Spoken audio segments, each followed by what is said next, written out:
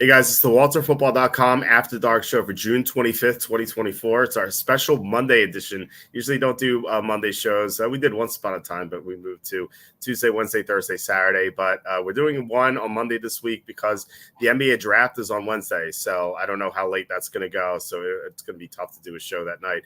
So we thought we'd do a show on Monday instead. So here we are. Before we introduce our co-host tonight, I'm going to say please hit like, subscribe, comment below, share this video. Visit the link in the description for the merch store. All that would mean a lot to us. If you really want to help support the show, we have this merch store here, and an important date is coming up. A very important date.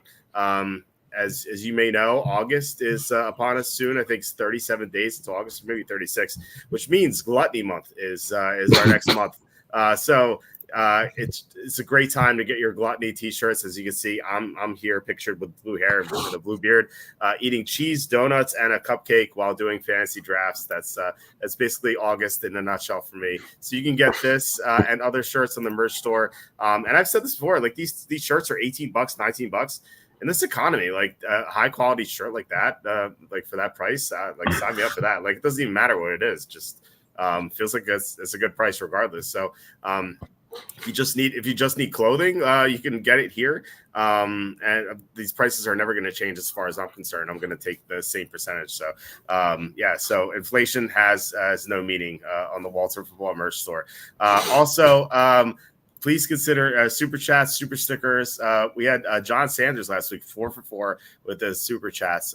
Really appreciate John and everyone else. The previous week we had Slew, we had Degeneron, Kevin Kovac, Germ. A bunch of guys were great and contributing. So just really appreciate it because these YouTube ads pay nothing. So that's a great way to support the show. And something else you can do is buy my book, Jerks of the College Years, on Amazon. If you like Jerks of the Week, this is basically the same thing, just from my 6 years at Penn State, which, as you can imagine, I had a ton of writing material, as you can see on the cover here. So tonight we're going to discuss the top 5 mistakes fantasy football owners make. And to do that, we're going to discuss that with Kenny Ortiz, the president of thecapIsFake.com. Kenny, how's it going? Oh, bro, I'm fantastic. I'm thoroughly enjoying the ever-growing inventory of merchandise for Walter Football. Also, I love the phrase "in this economy." I feel like I've heard that term so many times over the last few months for obvious reasons. But I feel like that, like, I don't remember a time where I've heard that term so often. Like, in this economy, in this economy, I'm just like, man, like it's just it's become like a universal phrase. It's actually tragic, not funny. But anyway, I just made me chuckle when you said it because I'm like, I feel like I've heard that so many times. Anyway, how am I doing in this economy? I'm doing great. Well, when people can't afford to eat and they're taking out loans to buy groceries, I think you have to kind of say in this economy, we weren't really alive we weren't alive during the Jimmy Carter administration. So that was like probably the last time it was this bleak. So maybe they were saying it back then as well. Maybe some of the older listeners can maybe tell us if that's the case. But in any regard, we're going to be talking about, as I said, the top 5 mistakes fantasy owners make. And you guys can submit your own suggestions here. We'll read them all as we usually do. And any other questions or comments, doesn't even have to be about this, doesn't have to be about football. We'll answer everything. Just leave the comments here. We have Matthias saying, number 1, drafting Jalen Warren. So Kenny, I'm sure disagrees. Matthias says number 2, drafting people who literally don't start, and number 3, Dolphins kicker. Well, maybe you shouldn't draft kickers in general, and we'll discuss that as well. Do you have anything to say to Matthias here before we begin? It depends on where you're drafting Jalen Warren, by the way. If you're drafting him in the first round, big mistake. If you're drafting around 14, that's a smashing success. Okay. All right. We both have a top 5 each. I have one honorable mention that I just thought of. This wasn't planned. Do you have any honorable mentions? I do not. Okay. My honorable mention is no one's ever going to do this, but don't draft the Tampa Bay Buccaneers defense or any defense at number 1 overall. No one should, but once upon a time we experienced that. Yes, we were in the same draft in 2000. This nerdy guy with glasses. He has this like big fantasy football magazine. Are you saying people with glasses are nerdy? That's so derogatory of you, Walter. No, any guy with like super thick like Joe Paterno glasses, like he's like looking at his fantasy magazine like the entire time. I like barely saw his face, and he had no idea. He had no idea what he was doing, and like I had the number 2 pick. And he goes, all right, the commissioner, Eric goes, all right, we're ready to begin. You're on the clock. And he goes, Tampa Bay Buccaneers defense. And we were like, what? I was like, wait, did that just happen? And I go, wait, I'll take Marshall Faulk. And this guy's like, like everyone's like erupting and like the whole room is like chattering, and the Christian's like, wait, what is going on here? Why do you want the Tampa Bay Buccaneers defense number 1? And the guy's like, defense wins championships. And Eric, the commissioner, like explained to him, he's like, well, defenses aren't as valuable in fantasy. You can get them later if you want them. And I think he actually did get them later in like the 5th round or something. But he like, and he goes, oh, okay. And then he looks right at me and he's like, I'll take Marshall Faulk. I'm like, come on, man. It was like that year. It was one of those years where like there was a strong consensus number 1, like Faulk, and then after that, like no one knew who number 2 should be, and so I was so tilted that entire draft, But yeah, so that is my honorable mention. Do not draft the defense number 1 overall. Excellent. Kevin Kovac, $10 super sticker. Thanks so much, Kevin. Look at Kevin, the real one. He's the real one. Yeah, Kevin's awesome. Thanks so much, Kevin. You're always a huge help here, so really appreciate it. Okay, so like I said, we both have a top 5. We might have overlapping. I don't know what Kenny's list is. He doesn't know what my list is. But we'll probably have like 1 or 2 agreements here that I haven't thought of, and the stuff I haven't thought of, and Kenny maybe hasn't thought of. So do you want to kick things off and go ahead? Yeah. Number 5. This is the obvious one. It's so obvious because we talk about it a lot. I thought, is it even worth putting on here? But I think it really is, because people still push back. Drafting a single player position too early. So that's any position where you only start one player: quarterback, tight end, defense, kicker. Drafting those guys too early. Obviously, quarterback's the big one. It's the biggest mistake fantasy players still make. Not the biggest. Sorry, it's one of the biggest. It's 5 on my list. But it really can derail your team if you do that. It's never worth it. Or maybe I shouldn't say never. It's extremely unlikely to be worth it in most scenarios. So drafting the single player position, especially quarterback, too early, big mistake. Yeah, I completely agree with that. I feel like people who listen to the show don't do that, but a lot of people still do, especially people in our league. We have people taking Patrick Mahomes in the 1st round every year, and we know who that is. No, I definitely agree, and I have something kind of related to that on this list. Actually, like I think 2 items are sort of related to that, but I think I'm kind of a little more specific on that, because like there are exceptions to the rule. Like we discussed this when we talked about the ESPN fantasy draft. Like it's a mistake, and I completely agree to take like Patrick Mahomes, Josh Allen in the 2nd round. But what if one of them falls to the 5th round? Or like Right. In our case, in our league last year, TJ Hawkinson fell to the 7th round. I'm someone who never drafts tight end early, but Hawkinson was there in 7th round. I'm like, I can't pass this up, so I took him there. So there are exceptions. If a player drops, then draft that guy. But you're definitely right. People draft quarterbacks and tight ends, and obviously kickers and defenses way too early for sure. So running backs and receivers are generally the way to go, unless you're getting an insane value of some sort. Right. Besides, so number 4, drafting your 3rd bench player before your QB. I don't necessarily agree with that. It depends. Like if there's no value of quarterbacks and there are like 6 or 7 quarterbacks you like, and there's just a great value with a receiver, running back, but they're going to be like your 5th receiver or your 4th running back. Like I have no issues with that at all. Yeah, I mean, I think about in our home league, we start 2 running backs, 3 receivers, and a flex. So that's 3, 4, 5. So that's 6 starters. So that's 6, and then at least in 3 bench players. That'd be 9 players. I almost always going to have 9 players in that league before I draft a quarterback and a tight end. And I might even draft my 4th bench player in round 10 before I get to a quarterback and or a tight end. The latest I've ever drafted a tight end in that league was in the very last round, in round 16. I drafted Howard from Tampa Bay Buccaneers, who ended up being the 7th best tight end that year. Yeah, you can get good tight ends. Like we saw in that ESPN draft, someone drafted Cole Kmet in the 16th round. Like you can be happy about that for sure.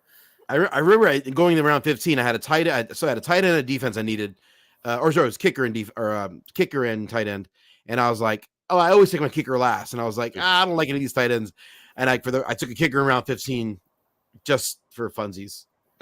Well, it's smart because everyone's going to be drafting a kicker in the last round. So you might as well just get your kicker then. And then when everyone's drafting a kicker, you get the tight end. So it makes sense. The tight end's pretty worthless unless you get a great value or something. Right. Cassandra says I drafted Tom Brady first overall in 2008. My condolences. That was the year that Brady blew out in his knee when Bernard Pollard hit it. So, that's pretty rough. Chris says drafting like a homer. I don't have that on the list, but that's a good one. It is a good one. Yeah, that's really good because we're from Philly. You obviously moved, but most of our guys in our league are from Philly, and so Eagles players tend to go earlier than they should. And I'm sure like Chris is from the Michigan area, so Detroit. I'm sure Lions players go earlier, especially now. Not that the Lions are good. They're going to go earlier. I do tend to give it late in the draft, not early, late in the draft. If there's a tie between 2 players, like I like them similarly, and one of them happens to be an Eagle, I'll sometimes let them be a tiebreaker. Mm-hmm. Yeah.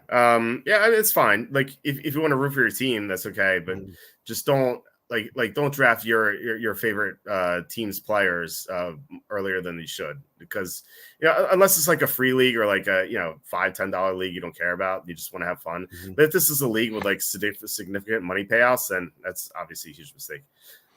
Also, you don't want to draft Giants players because that'll make your soul sad. That's true. What if you're a Giants fan? Is your soul like just perpetually sad and doesn't matter? Oh, it's I'm sure there's some medieval literature about that. I mean, nice. OJ Howard is that's the guy. That was the guy I drafted. Yeah. What year was that? I don't remember anyway. I don't know. I don't know what year that was. Chris, unless you were a Rams fan in 2000. Then the greatest show on turf where they broke. I had Azair Hakeem from that team in 2000. The fact that I remember that I had the 4th receiver on that team in my fans, like, how do I remember that? Isn't that weird? This brain can't remember to take out the trash on time in my regular life, but I remember that I had a guy from the 2000 Rams anyway. Yeah, that's what matters though. I mean, that team had Torrey Holt, Isaac Bruce, Azair Hakeem, Marshall Faulk. Obviously, Kurt Warner. That team was so loaded. It was such a great team. I sometimes watch highlights of that, like the NFL primetime, like they'll have highlights of that. It's just like insane, like point totals. Like back then, like the scoring wasn't even that high. Like generally, like a 27-24 game was pretty high scoring back then. Like usually, like it would be like 23-20. Sometimes you see totals at like 30, 33 and a half. But like these results were insane. Like the Rams and Chargers played a game that year. It was 57-31. Rams beat the Chargers. And like in the third quarter, you had Trent Green come in. Because like it was so lopsided, and like Trent Green played with the starters for a little bit. And I know like people who had like major quarterback issues on the fantasy team, like they had like they were like, I'm gonna add Trent Green here in hopes that like he's gonna come in and just like light it up in the second half. Like that's something that people did back then, which is insane. So great that team was. The freaking Canadians. This is John Sanders. And Matthias says, just get one guy from your team and that's it. If I can't get JJ, I'm going to see if I can get Jordan Addison. The boards fall where I kind of need a receiver. Well, like I said, if it's just like a free league or like, $5, $10, $20 league and you don't really care about the payouts, like, yeah, sure, draft your guys. But if like It does. It depends on your monetary situation. If it's like it's $100 league and that's like somewhat significant, then I think it's a mistake to do something like that.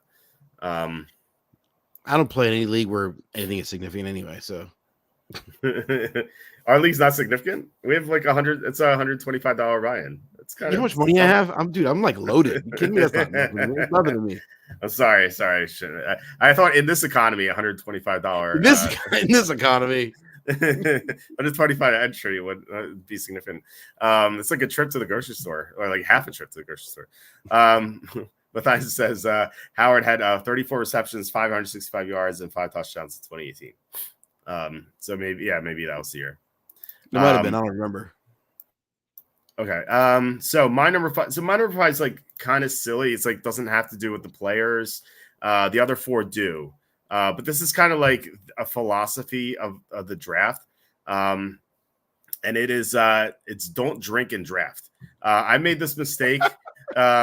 I made this mistake myself. Like, I was like cocky. Like I had a great year. I won the championship in this league. I showed up like the next year and like I was downing a few beers and I was fine in the first half of the draft. And then by the mid rounds, like round 9, round 10, I was like kind of feeling it. And I remember drafting Terry Glenn in like round 10. And when I did that, the guy across from me gives me a weird look. He's like, "Walt, doesn't he hurt?" I'm like, "Ah, crap!" I just totally forgot because like I had just one too many drinks. And I've said the story. I may have said the story in the show before. It's in my book.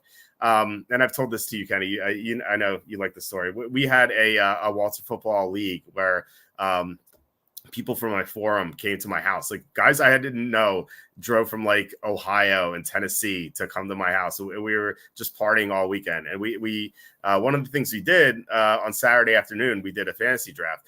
And I mean, everyone was drinking, but like this one guy got so wasted. We took a break in the middle of the draft because like we ran out of beer. Like we had to go on a beer run. And this guy was like this guy was he was drafting players. Like occasionally like something happens where you're like, "Oh, I'll take this guy," and they're like, "Oh, he's already taken," right? That happens like all the time, right? This guy did it like no joke like 8 times. He's like, "Oh, I'll take this guy." Like, no, he's taken. "Oh, okay, I'll take this guy." He's like, "No, he's taken." What about this guy? He's like, "No, he's taken." He went like 4 in a row with one pick. And everyone recognized how sloshed this guy was. Like he's so out of it. So during this break, one of my friends comes to me. He's like, "Well, this track gone here." I'm like, "Okay." So what happened was like I was like, "Gong, let's go get some liquor." And so we went to my kitchen to get some liquor. While he was gone, they erased a player from his team. He drafted Lance Moore in like the 6th round. They erased Lance Moore from his team. And so the joke was going to be like, we're going to see if he could draft the same player twice. And so like we restarted the draft and it goes to his turn. And he goes, he goes to me because I'm sitting right next to him. He's like, "Walt, is Lance Moore still available?" I'm losing it. I'm like, "Oh my God, is it going to draft Lance Moore again?" He's like, "I'll take Lance Moore." And like the whole room erupts in laughter. And the crazy thing is like, at the end of the draft, he shows me his team. He's still drunk, but he shows me his team. He's like, "Walt, what do you think about my team?" I'm looking at him like, "Oh, you didn't add Lance Moore." He's like, "I got Lance Moore." His team didn't do that well that year. Don't you can have like a beer or two, but like don't if you care about your league, the payouts of it, just don't drink and draft. I've had that mistake. You had that mistake, so you could wreck your whole team if you do that. It's so good. Yeah. It's so fun. John was saying, I don't know. I didn't know for a second why he said freaking Canadians. He's talking about Edmonton. They lost to Florida Panthers. They had to come back and John bet on the Oilers he bet them when they were down 3-0. So he got great odds. Unfortunately they didn't come back all the way. Because says John, the last time Canadian team won the cup, Florida wasn't a team yet. Is that real? That's crazy. Yeah, 1992 or 1993 was the last time a Canadian team won the Stanley Cup. That's insane. They won like 90% of them from like the early 1900s until the 1990s, and they haven't won one in 30 years, 32 years, whatever. Wow, that's sad for Canada because they I feel like they care much more about hockey than we do. Yeah, I don't care about hockey. I didn't even know the thing was going on tonight until I was watching the Phillies game and they flashed over to it. It's like not flash the right word. You know what I mean? They yeah. Quick break to show you what's going on in this game that no one cares about.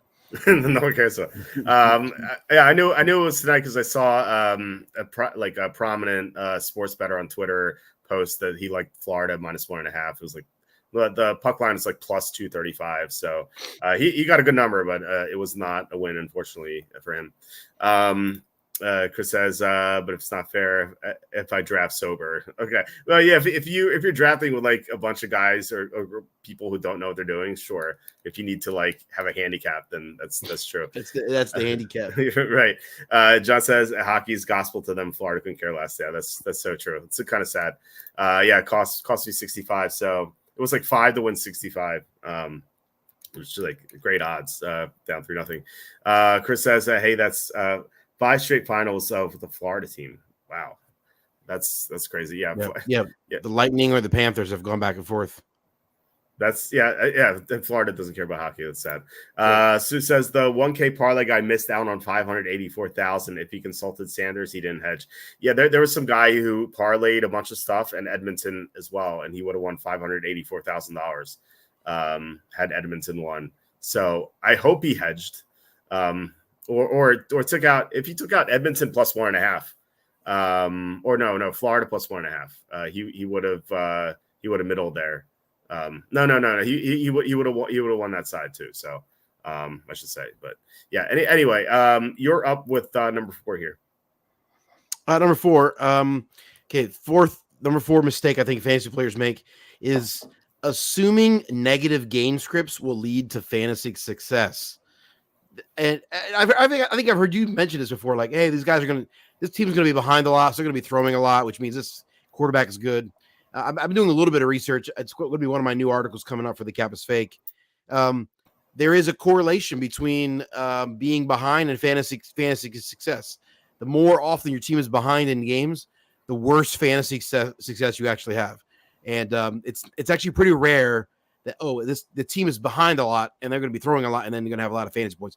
It legendarily kind of happened in 2014 with Blake Bortles, and so that was a 1 year. But actually, most of the time, if you have fantasy players on a team that sucks and is often behind, those players often underperform teams that are usually ahead. Yeah, yeah. I mean, as soon as you said that, I was going to point out Blake Bortles as the example there. That was the Greg Olsen special. Greg Olsen, legendary quarterbacks coach / offensive coordinator, like where he took Josh Freeman to a Pro Bowl. He had Blake Bortles playing that year. He had Mark Bolger in his best years. He had Sam Bradford in his best years. This guy who's somehow doesn't have a job this year. Like he was with Seattle last year. Somehow he doesn't have a job, but like he's always gotten the most out of quarterbacks he's coached. And that was a primary example of that, where Blake Bortles had this amazing season and he was way overdrafted the next year. Remember that? He was going like 7th round or 6th round. I wouldn't say we had amazing. He was terrible in real NFL. Yeah. Amazing stats. Amazing statistical year. Right. Yeah. He would throw his team into a 21-point pit every week, and then he would throw the heck out of the ball to try to catch up. And he averaged like 320 yards a game, something stupid, because of that. But yeah, he was terrible on the field. Oh yeah, for sure. His statistical year, I should say. Like he had a great statistical year. And yeah, that ended up with him going like 6th, 7th round that next year. And I think that a lot of fantasy players chase that kind of stuff. Yeah. Oh yeah. Yeah. Because I mean, they just look at the numbers. They're like, oh, he's going to do that again. It's just a big mistake. So I think another corollary to that is something that I could have had in my top 5 is a touchdown regression. That happens a lot where, you had the Dwayne Bowe example that we talked about. You like 17 touchdowns 1 year, 2 the next. Damian Harris had like 15 or 16 touchdowns, like almost nothing the year after. James Conner had a big touchdown year, did nothing. Like LeGarrette Blount. There's so many examples of this where guys score 1 billion touchdowns and people are like, oh, well, maybe he'll get close to it. And like, no, he doesn't even get a half the next year for the most part. So if he's not good, like if he's not a guy who did that really on true merit, right? Yeah, I'm not talking about LaDainian Tomlinson in his heyday here. It's like Damian Harris is not a really good football player. Right. I think the prime example for 2024 is Cortland Sutton. Yes, absolutely. How many touchdowns do you think Sutton's going to score? I don't know if he gets 3. I think that would be a good year for him. Yeah. He had double-digit touchdowns last year, right? Yeah, he had 10. I think I actually had 3 in my head. I think he's going to get 3, maybe 4.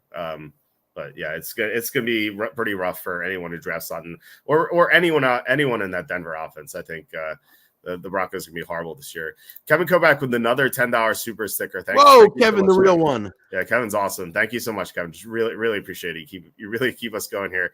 YouTube ads will contribute like 80 cents. But yeah, thanks. In this economy, we need the Kevins. That's true. That's definitely true. We have a few more. Okay. So John says McDavid won the Conn Smythe, which is odd for a player on a losing team to win it. I thought they'd give it to Lamar out of habit. Lamar Jackson? Lamar Jackson played in this game? Yes. I have no idea who Lamar is. You know this more than I do, John. Matthias said number 5, drafting a player just to trade. Backup quarterback, tight end. My experience, people would rather let you bench points than trade you. I've seen that a lot. Like I've seen people take like 3 quarterbacks, like, oh, I can trade. And they generally like don't get to have a good trade. No, in my experience. That's true. Yeah. Sanders, Lamar. I have no idea who you guys are talking about. This hockey. I've heard of Connor McDavid because I played DFS hockey before. But outside of that, like I don't think I could name 3 players from the 2 teams. I know Bobrovsky, the Florida goalie, and then Connor McDavid, and I think that's it. I don't think I can name anyone else. Until 2 minutes ago, I couldn't name one player on either one of those teams. So Connor McDavid is apparently a player. Yeah, he's a good player in Edmonton. And he's like in DFS hockey, he's always one of the highest priced guys. That's how I know him. And then Bobrovsky, I only know Bobrovsky because Tom, who comes on Saturdays, he mentioned him as like he just having a great run. And Tom bet Florida to win the Stanley Cup, or he bet them at -1.5, which poor enough for Tom because they were up 3-0 in the series. And he bet them at -1.5 to win the series. And I was like, yeah, definitely going to win, right? And he didn't, unfortunately. So that sucks that didn't happen. But that's the only reason why I know Bobrovsky is because Tom mentioned him. And he used to be on the Flyers, I think. That's how I know that name. Anyway, so it hasn't happened since 2003. I don't know. Probably still should have been Bobrovsky. Is Bobrovsky like a billion years old? Because I remember, like I said, he used to be on the Flyers, and it feels like that he was on the Flyers in like 2005 or something. I don't know. Maybe I'm just getting old, and like my memories are getting jumbled. But I feel like I remember Bobrovsky being on the Flyers when I got out of college or something. Well, first of all, you're definitely getting old. That's definitely true. But we're the same age. But whether or not that's contributing to your inability to remember, I don't know. I can't speak to that. But you're definitely getting old. Yes. Yeah. Well, the presidential debate is it's on Thursday. Maybe I'm like maybe I'm like Biden. I'm gonna like in a few years I'm gonna be like true nominal shove of pressure. That a health care. We're gonna be hopefully we still get super stickers by then. Chris says yes, 100% Matthiasen. I've seen that a few times usually with QBs. Yeah. People love to try to trade and it doesn't happen. John says Lisa can move on to American football now. Best game on the planet. Yeah, completely agree with that. The first game's too far away though. Not counting the preseason, we're still 2.5 months out, which seems like an eternity, you know. Yeah.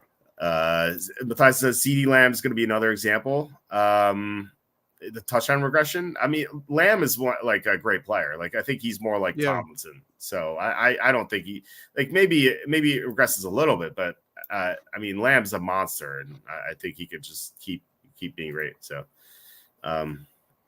it was a joke. Lamar didn't deserve MVP. You guys are saying stuff I have no idea. Chris says, speaking of QBs after the top 4, I see at least 12, maybe as 15 functional fantasy quarterbacks this year. Yeah, there's not much separation between most of the guys. So his 24 touchdowns were impressive, though. Yeah. So yeah, I may not even draft a quarterback. This is Chris, and Bobrovsky's 35. Okay. So yeah. Okay. Maybe I'm not losing it too much. He is kind of old. So I don't know when he would have been on the Flyers, but yeah, I guess it was a while ago. All right. My number 4 is drafting too many rookies. I usually get emails from people saying, "Hey, look at my fantasy team. What do you think?" And they're generally like pretty good. They're using my rankings, so I think I think they're gonna be good, obviously. But sometimes they get teams where they'll have like 3 rookies or 4 rookies on it, and I'm like man, I don't know. Like you don't know how these guys are gonna play, and you have like 4 of them. And I'm not saying that like drafting guys late, like draft like 11th, 12th round, 13th round. If you want to take flyers on rookies, that's fine. I would generally just go for like second year players, like especially second year receivers. Like seems like they boom more than anything, and like rookies will go earlier than you'd expect. But like sometimes I'll see like second round, or this is not going to happen this year because the running back class is weak, but like second round, third round, like you'll see rookie players go. Like remember, like a classic example is like Ryan Matthews, where he had a great preseason with the Chargers, and he got pushed up to the second round.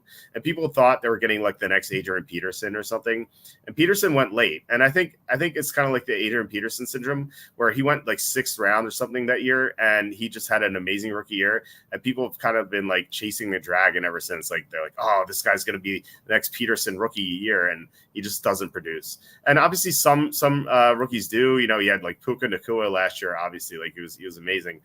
But generally, these rookies don't meet expectations, and I think people are too quick to draft them rather than looking at like a second year player who didn't do like maybe didn't have a great rookie year, but is in a better situation and is going to have more experience and has a better chance and is probably going to be drafted later. So you can get someone better and then draft that second year player. So I think it's a mistake to take too many rookies. What do you think? Yeah, I mean, I agree for sure. It's pretty rare for me to go to spend a lot of draft capital on rookies. Yeah. I don't generally do that too much either until like, late in the draft, and I'm drafting like a 3rd round receiver or something. I think he might go off, but like a Roman Wilson, for example, this year is like, it's gonna be an example of that. Like I probably get him 13th, 14th round. And I'm like, I have no issues with that, but drafting like a Jonathan Brooks or in the 5th round or Trey, I like Trey Benson, but like if you take him like 7th, 8th round, it's a little too early, But I like this year it's not a great example of that because it's the running back class isn't nearly as good as it was last year. I should say, like, people drafted Jahmyr Gibbs too early last year. Like, remember David Montgomery, how like he got most of the workload earlier in the year. Now Gibbs was great late in the year. But people who drafted Gibbs early, they just didn't get as much out of him as they thought, and that people were like really frustrated with that because Montgomery would just get most of the workload. So yeah, I mean, I generally think all rookies are overdrafted. I think rookie running backs are usually especially overdrafted. Yeah, I remember we did a show about rookie players, and we were kind of like guessing where the ADP was, and they're all earlier than we thought they would be, like except for like 1 or 2. So you're definitely right about that. John says, I abide by the QB rule, but in my $200 main PPR league, the last 4 people to draft Josh Allen ended up winning the league. Well, I don't know if it's like did they win the league because they drafted Josh Allen, or did they like end up winning the league because like a lot of the other great players did great, it feels like it's kind of weird to me that they would only win because of Josh Allen, especially in a PPR league. I think there's other like it's hard to imagine that that's the reason primarily. Like right. there are a lot of things that fall in place when you win a title. Yeah. Okay. What is your number 3? Okay, my number 3, and this one I think I think you might disagree with this one. I think listening too much to coach speak and training camp reports. You're kind of you and Jacob are both kind of legendary for this. Well, the coaches said this. The problem is coaches lie because they want to motivate the player or they have some ulterior motive, and it's really hard to discern when it's legitimate and when it's BS. So for every time a coach says something in the offseason or during training camp that like you can look back and go, oh, look, see that coach said it. We should follow that advice. Like there's 5 things a coach has said that you'd be like, yeah, I'm glad I didn't listen to that nonsense. And so, and then training camp reports. Let me just give you a few from the last few years. I pulled up training camp reports from the last few years. Training camp reports from rookie year of one Mr. Jamar Chase. Oh God. Okay. Jamar Chase was dropping passes left and right, and he was overweight, didn't know the playbook, and was already being seen as potentially a bust for the Bengals. Yep. Going into the 2020 season. How did that turn out? How'd that training? And I remember in 2020, lots of people devalued Chase going into the draft because of the training camp reports. I'm just like, and I remember thinking like, well, gosh, he's a rookie. Like, is that really like, of course they're not going to have, like, I don't know. How about this report out of Carolina last summer? A few months ago, this is so good. This is a Bleacher Report, picked up a local beat writer from Carolina. A few months ago, it was uncertain as to which quarterback the team preferred. Just a few days in the training camp, it seems clear that the Carolina Panthers made the right choice, selecting Bryce Young over C.J. Stroud. Bryce Young has looked electric in training camp. Meanwhile, reports out of Houston is that Stroud is struggling. Wow. Okay. Imagine listening to that. Okay. This was what date was that? This was on August 9th of 2023, Bleacher Report. Wow. Okay. August 18th, Bleacher Report, 9 days later. It didn't take long for Houston Texans rookie quarterback to really establish himself as the top dog. He clearly looks like the favorite to lead the way amongst all rookies going into 2023. So in 9 days, Bleacher Report went from Bryce Young is electric, clearly the better choice. Like, okay, which one is it, guys? Okay, I'll go really fast. A couple other guys that got dogged on quite a bit last year going into the year. Wait, don't go. These are epic. Don't rush these. This is great. Josh Jacobs was apparently going to suck going into the year. Bijan Robinson, according to report, Jeremy Fowler from ESPN reports that the coaching staff envisions him being their primary ball carrier sooner rather than later. I guess Arthur Smith didn't get the memo. Like, I'm not dogging on Jeremy Fowler. Like, he's a fine. I don't know. I mean, I don't know his work. I mean, he's probably fine. Apparently, by the way, Jeremy Fowler, ESPN reporter, his dad was like an all-world chess player. Did you know that? Anyway, no. Random. Random to this brain. My uncle was. He won a tournament in Russia or something. But random, and then like the story was like he didn't show up to the championship game because he was with some girl or something. But yeah, anyway, go ahead. Bleacher Report picks up some reports from local reporters.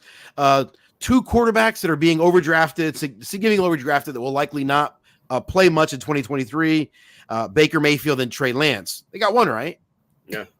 So it's like you see these reports and you're like, well, so if you're someone that's like, okay, if you devalue Mayfield and Lance, well, that was half right. Mayfield actually turned out to be a decent fantasy option for most of the year last year. And it's like, the Chargers offense will, likely to lead the league. I mean, oh my gosh, we've never seen this much passing coming out. I mean, this is the kind of stuff. Rashard Bateman is going to be a major loser. He's struggled in training camp, and he kind of sucked most of the year, so maybe that's accurate. But like sometimes they're accurate. How about this one? We argued about this one last year. This report out of Jacksonville that Christian Kirk was never going to play in 2 receiver sets throughout the year, and Zay Jones got hurt. Zay Jones got hurt. But even when Zay Jones came back, Christian Kirk still played in 2 receiver sets all year. Like he was never not on the field for 2 receiver sets. Right. And so how about this one? Another one. According to Deanna Rossini, I don't know who that is. Anna Marie Rossini, Emmett Smith's girlfriend, in Emmett on the Brink.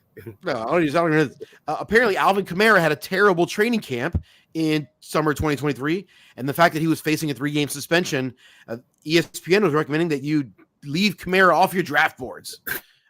He had a pretty good stretch last year. So anyway, all that to say, sometimes training camp reports and coach speak is accurate, but sometimes it's totally wrong, and it's really hard to know which is which. And so I generally like. I'm not saying you totally ignore it, but you have to really take it with a grain of salt. And I think a lot of guys tend to really overvalue coach speaking and training camp reports that time of year, and I think that could derail your team if you're not careful. Hey, it's funny you bring this up. I actually a couple hours ago I saw this report come up. Now you can tell me if you're buying into this. Maybe this is the guy you draft late. The report is ESPN's David Newton said Ian Thomas, Panthers tight end, has, quote, stolen the spotlight at tight end during Panthers OTAs and minicamp. All right, so you're going to draft Ian Thomas? I think there are some guys that'll bump him up their ranking because of that. Yeah. I'm not, of course, but I almost tweeted that out. Like we've reached peak dog and pony show with these players. No, I no, you're definitely spot on with these. I definitely make the mistake of listening to coach speak too often. Now I do think some coaches are more forthright than others, and I think that you could probably have like a ranking or just like a truth meter on these coaches, where I feel like some coaches will like never lie, and like some coaches will always lie. And just I think it'd be helpful to figure out which ones always lie. So that could make for a fun website feature, tracking the truthfulness of coaches. Yeah, I would love to do that. I don't know, like it'd be hard to find all these reports, but you know, if anyone has it out there, I'd be really interested to see it. I off the top of my head, the one that I feel like is most like the most I don't trust at all is Pete Carroll. Like he's the one that just like everything he says, I'm just like I believe the exact opposite of everything you say. Yeah, well, he's out of the league anyway, so it doesn't matter. Like I'm sure Bill Belichick has a low truth meter. I think Dan Campbell is pretty high. I don't think like Dan Campbell lies too much. I could be wrong. Matt Eberflus is another one who lies a lot. Like he doesn't let anything out. But yeah. I think it really depends on the coach. So I would love to see a metric like that. Here we got some comments here. Baggins is a personal favorite of mine. A quote: "Look at insert random running back. His quads are enormous. You got to grab him early." Yeah, that's another one. And he says, "My guess is that Braylon Allen is going to be this year's designated Quadzilla." Yeah, I could see that. I could see something like that. But yeah, usually it's like someone's in great shape or something like that. But it sometimes doesn't always translate to football. And John, this is a good one. John says, does that include preseason games? I remember Kenny Pickett having the perfect preseason passer rating last year. People were drafting him late. Yeah, remember, like every pass he threw was a deep bomb last year. It was really amazing. The Steelers offense looked unstoppable in the preseason. And in week 1 against the Niners, they barely did anything. So, and then like week 2, like they beat the Browns, but they had to do that via defense, and they had 2 defensive touchdowns in that game. So clearly, like what they did in the preseason didn't translate. Remember Daniel Jones had that amazing his rookie year, had that amazing preseason, and then obviously that didn't translate to real life. Chip Kelly's first year, he ran up the score against the Packers, and everyone was like so thrilled about this Eagles offense, and they didn't end up doing anything. So there's like this long track record of teams or players doing really well in the preseason and it not mattering at all. So would you include that in your analysis? It's very similar, I think so. But it's really hard. It's hard to discern because there are moments in the preseason where you do get an inkling of something that's going to a little bit of a foreshadowing. But the best example I can remember is in 2007. The Patriots had traded for Randy Moss. They had signed Dante Stallworth to a big contract. So everyone was sure that it was going to be Stallworth and Randy Moss. But then they also traded, a couple second-day draft picks for this guy named Wes Welker that very few people ever heard of. And in the preseason, though, it seemed like there was a lot of Brady Welker action. Yeah. And it was like that's kind of interesting. Well, Welker ended up leading the league in receptions that year, or was one of the tops. And Dante Stallworth was, totally faded out of the offense, and then was out of the league not long after that because of off the field stuff. But so I think preseason success could often be fool's gold and is hard to discern. But there are a couple moments where there's some legitimate evidence of something there, and it's hard to wade through. But I don't totally put them in the same category. Yeah. Yeah, exactly. I remember that Wes Welker thing. I caught on to that, and I had Welker pretty high in my rankings that year. So yeah, you could definitely get something out of the preseason. It's not worthless, or I don't know. That was 17 years ago now. Nowadays teams don't even play like the Rams. They never play anyone in the preseason. Yeah. So like The Eagles under Nick Sirianni haven't played anyone. right. Yeah, So it's harder these days. Like preseason has gotten more and more meaningless. Whereas I remember like back in '07, even teams would play their starters in game 4. And like they would play like a quarter in game 4. I always thought that was insane, but some teams would do it. And I remember one year, who was the running back for the Giants? Was it maybe Ahmad Bradshaw or something? I forget who it was. There's a Giants running back who got hurt in the 4th preseason game. And I'm like, why is he playing the 4th preseason game? And like the starters are still out there. Like Eli Manning was still out there. It was a different time. Whereas like now, because remember, it used to be like the first game they used to play like almost a quarter, and the second game they play like a quarter and a half, and the third game they play like 2.5 quarters. The starters, right? And then the fourth game, either they play or like they wouldn't play, or they play like a couple of series, like 2 series or something. Now no one plays for some of these teams. Like they don't play at all. And it's weird because like Patrick Mahomes will play into the second quarter in one game or something, because like he just needs I don't know why, but he needs the reps, so he requested. So it varies from team to team. But yeah, some teams like the Rams, they haven't shown the starters in the preseason in years. Ever since McVay signed on in 2016, they haven't played any of the starters. So it's weird. It's gotten very different, even though there's like one fewer preseason game now. So different era. Yeah, exactly. John says Puka Nacua had great reports coming out of training camp last year, so I think it's definitely situational. Yeah, I mean, but like no one drafted Puka Nacua, you know.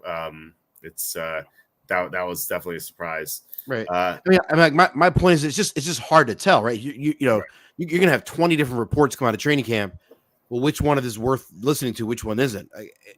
It's often hard to discern. Yeah, for sure. Chris says, or how great Kyle Sloter was in the preseason, never scored a fantasy point. Kyle Sloter is like the Joe Montana of the preseason.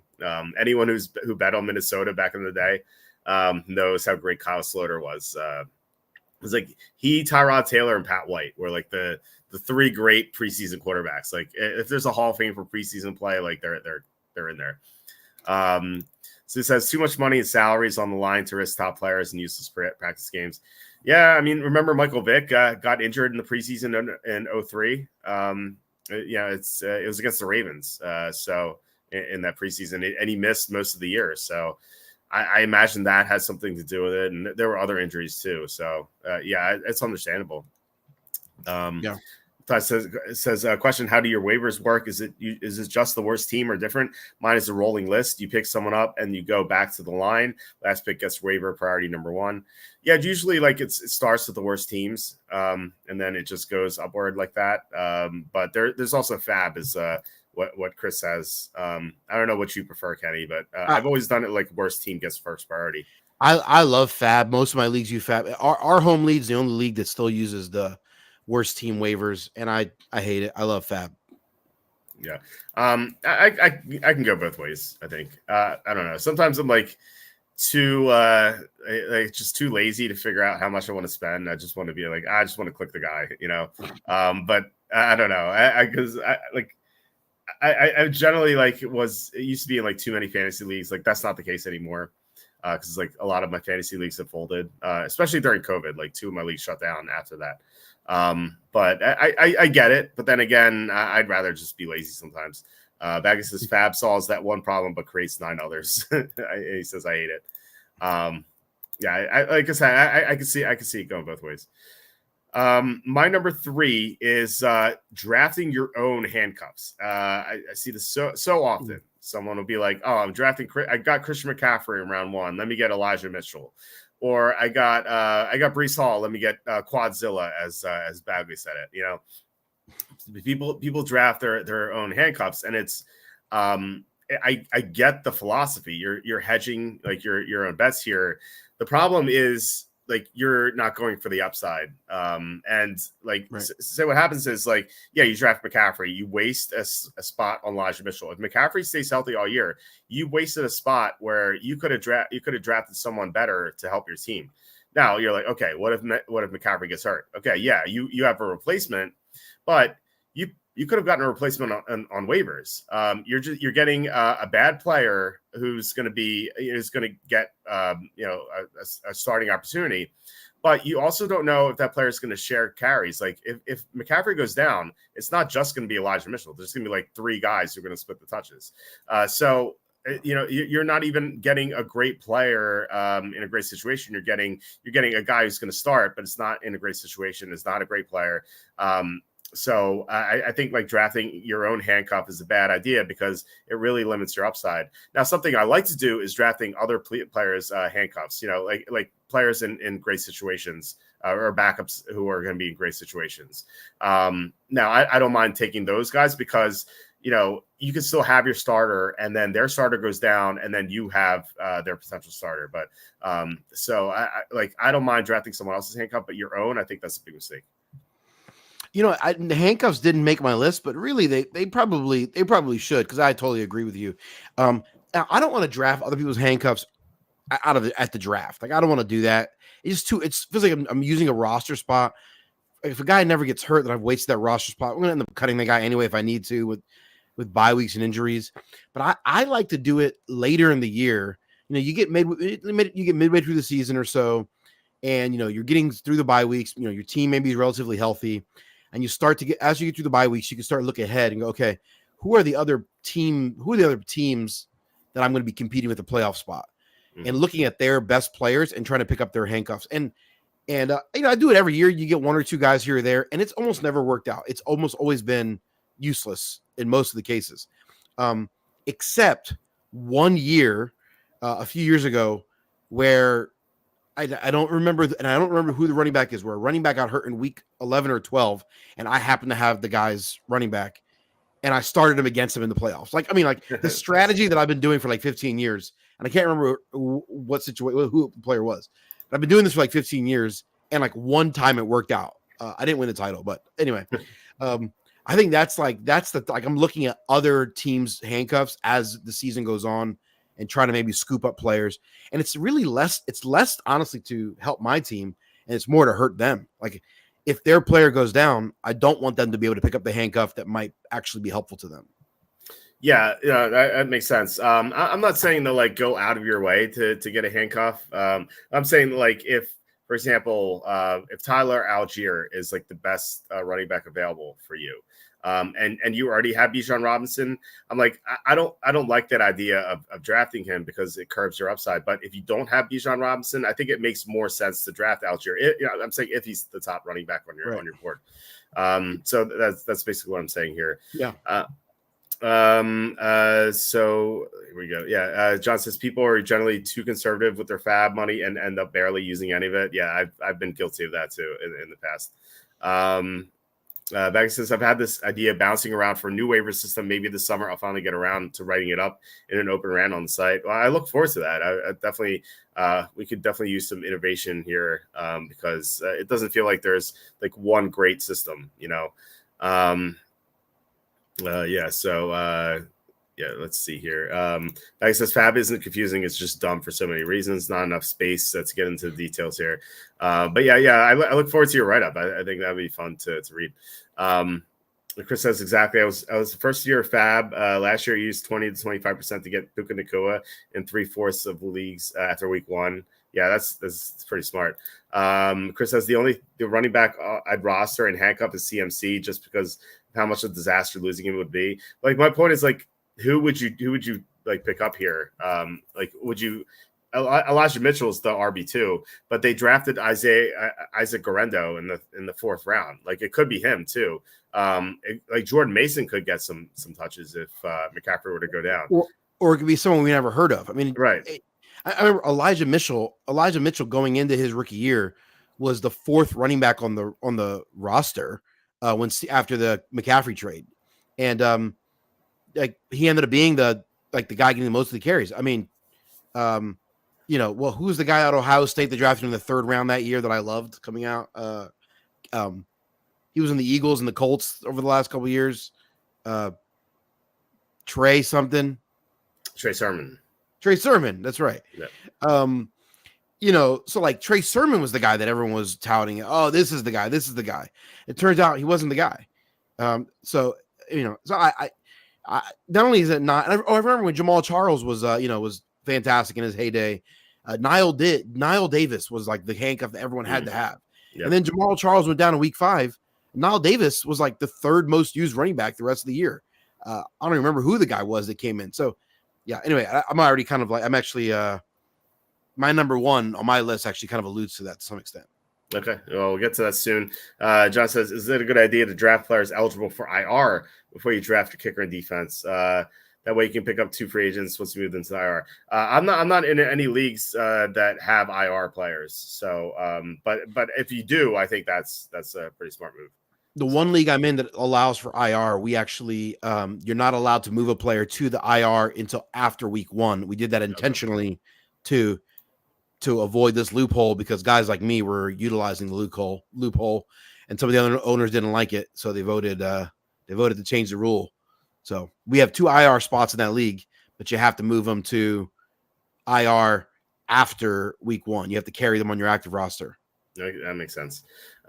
Chris has to do that all the time, John, or stash IR players immediately after the draft. Yeah, I mean, well, he couldn't in Kenny's league, but that is a good strategy if you can do it.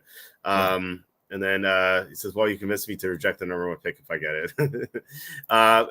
Maggie says, hedging your bets doesn't make sense if you're trying to win a title. If your first round pick gets hurt, your season is trash no matter who else you have. Yeah, exactly. I think hedging your bets is generally a bad idea. Not in real life if you're betting high amounts of money, but in your fantasy league where you have a certain number of moves you can make, I think that's definitely true. All right, Kenny, you're up with your number 2 here. All right, my number 2 mistake fantasy owners make is assuming that a team is going to use a player a lot just because they spent a lot of money on them or they drafted them really high. Free agency dollars and draft capital does not guarantee usage. I hear it all the time. Well, they wouldn't have paid them all that money if they weren't going to use them. They wouldn't have drafted them that high if they weren't going to use them. May I go back to 2023 and use 2 great examples? I heard that so many times on these 2 players, Mr. Miles Sanders and Mr. Bijan Robinson. They wouldn't have drafted Bijan Robinson 8th overall if they weren't going to use him. They wouldn't have given Miles Sanders $6 million a year if they weren't going to use him. I rest my case. Miles Sanders is so bad. Bijan at least was like good, but stupid Arthur Smith didn't want to use him for some reason.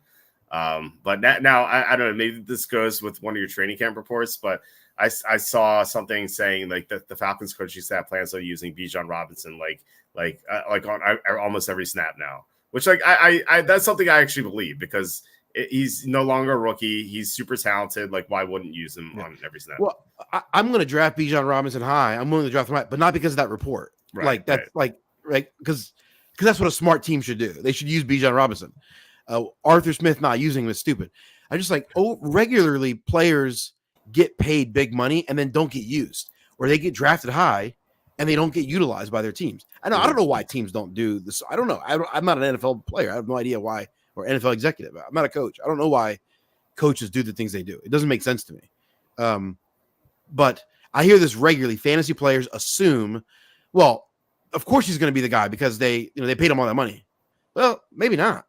Like, if that guy sucks and there's a half decent player behind him, aka Chuba Hubbard, like Chuba Hubbard's going to get the bulk of the carries, and he did.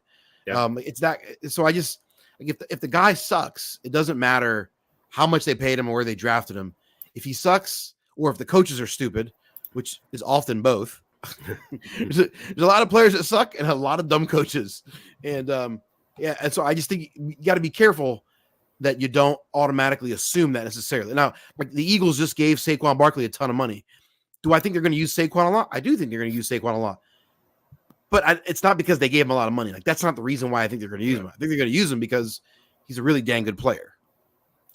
I think an example of this might be DeAndre Swift in Chicago this year, where they gave him a decent amount of money, And yeah, he's going to be the starter, but I don't think he's going to get all the workload. I think Khalil Herbert's going to be mixed in. Roshan Johnson's going to be mixed in.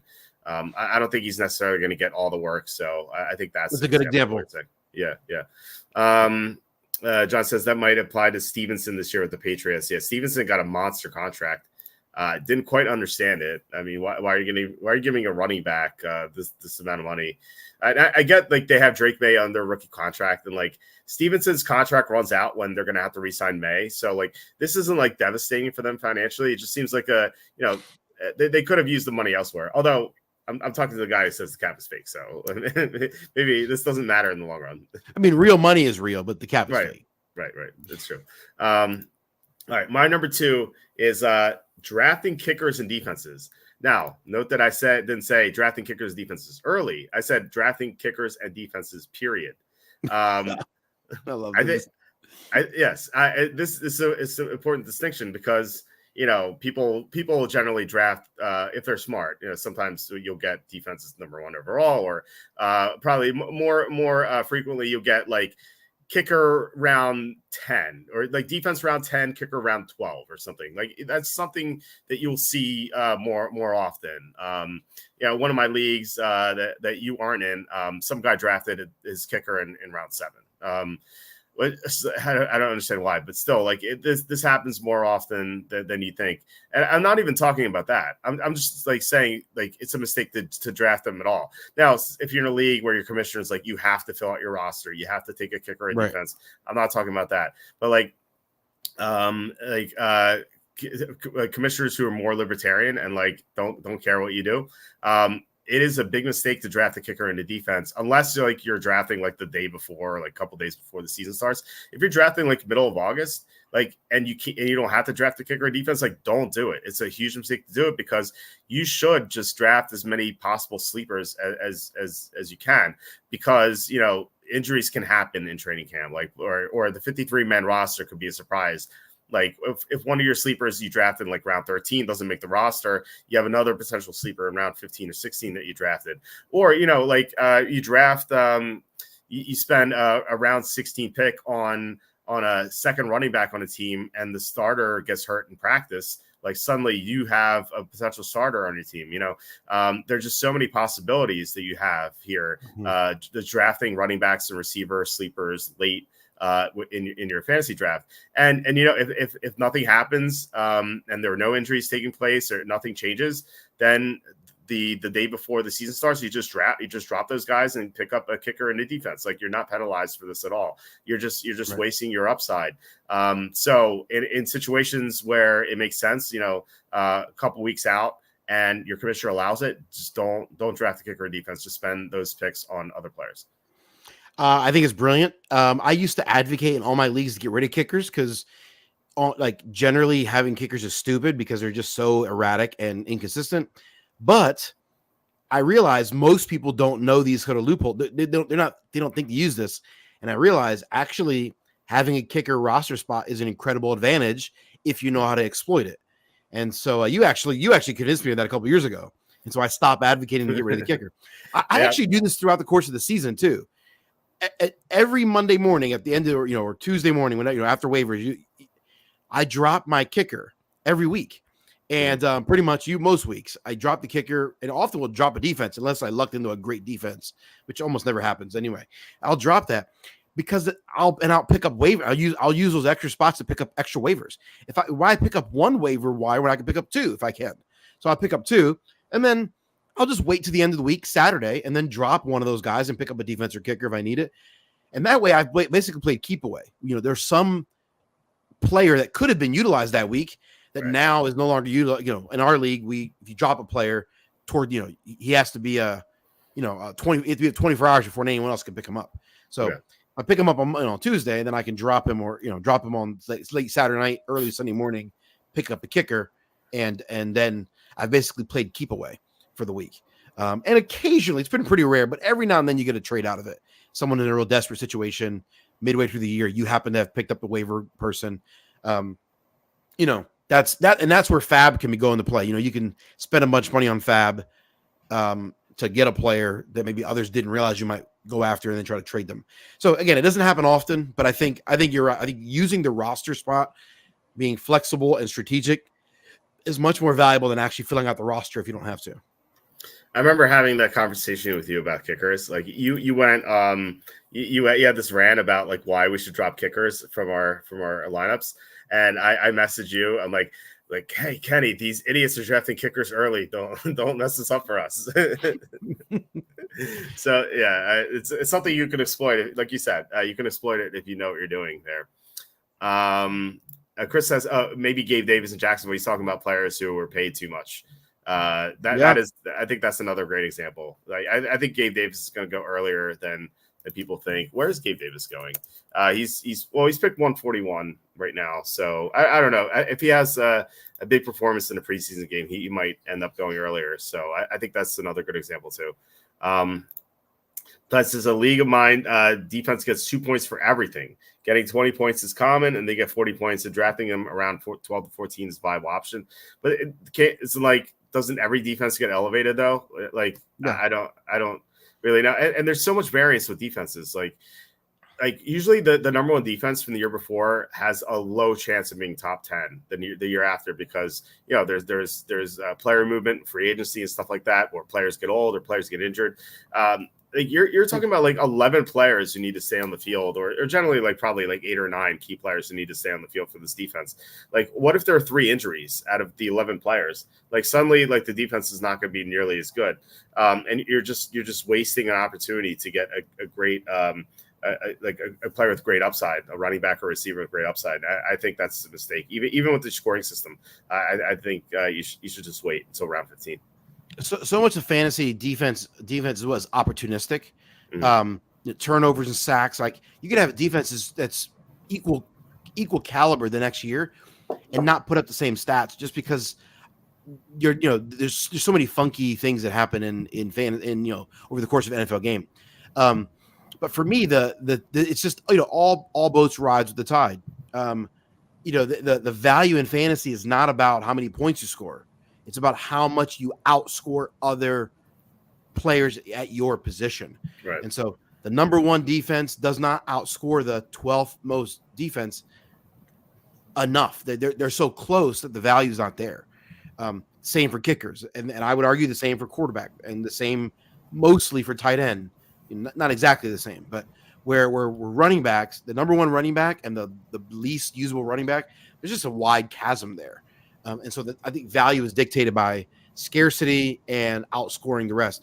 So I think there are some systems though that could force you to draft defenses. Like there could be rules that dictate something that make it unique. But those are pretty rare.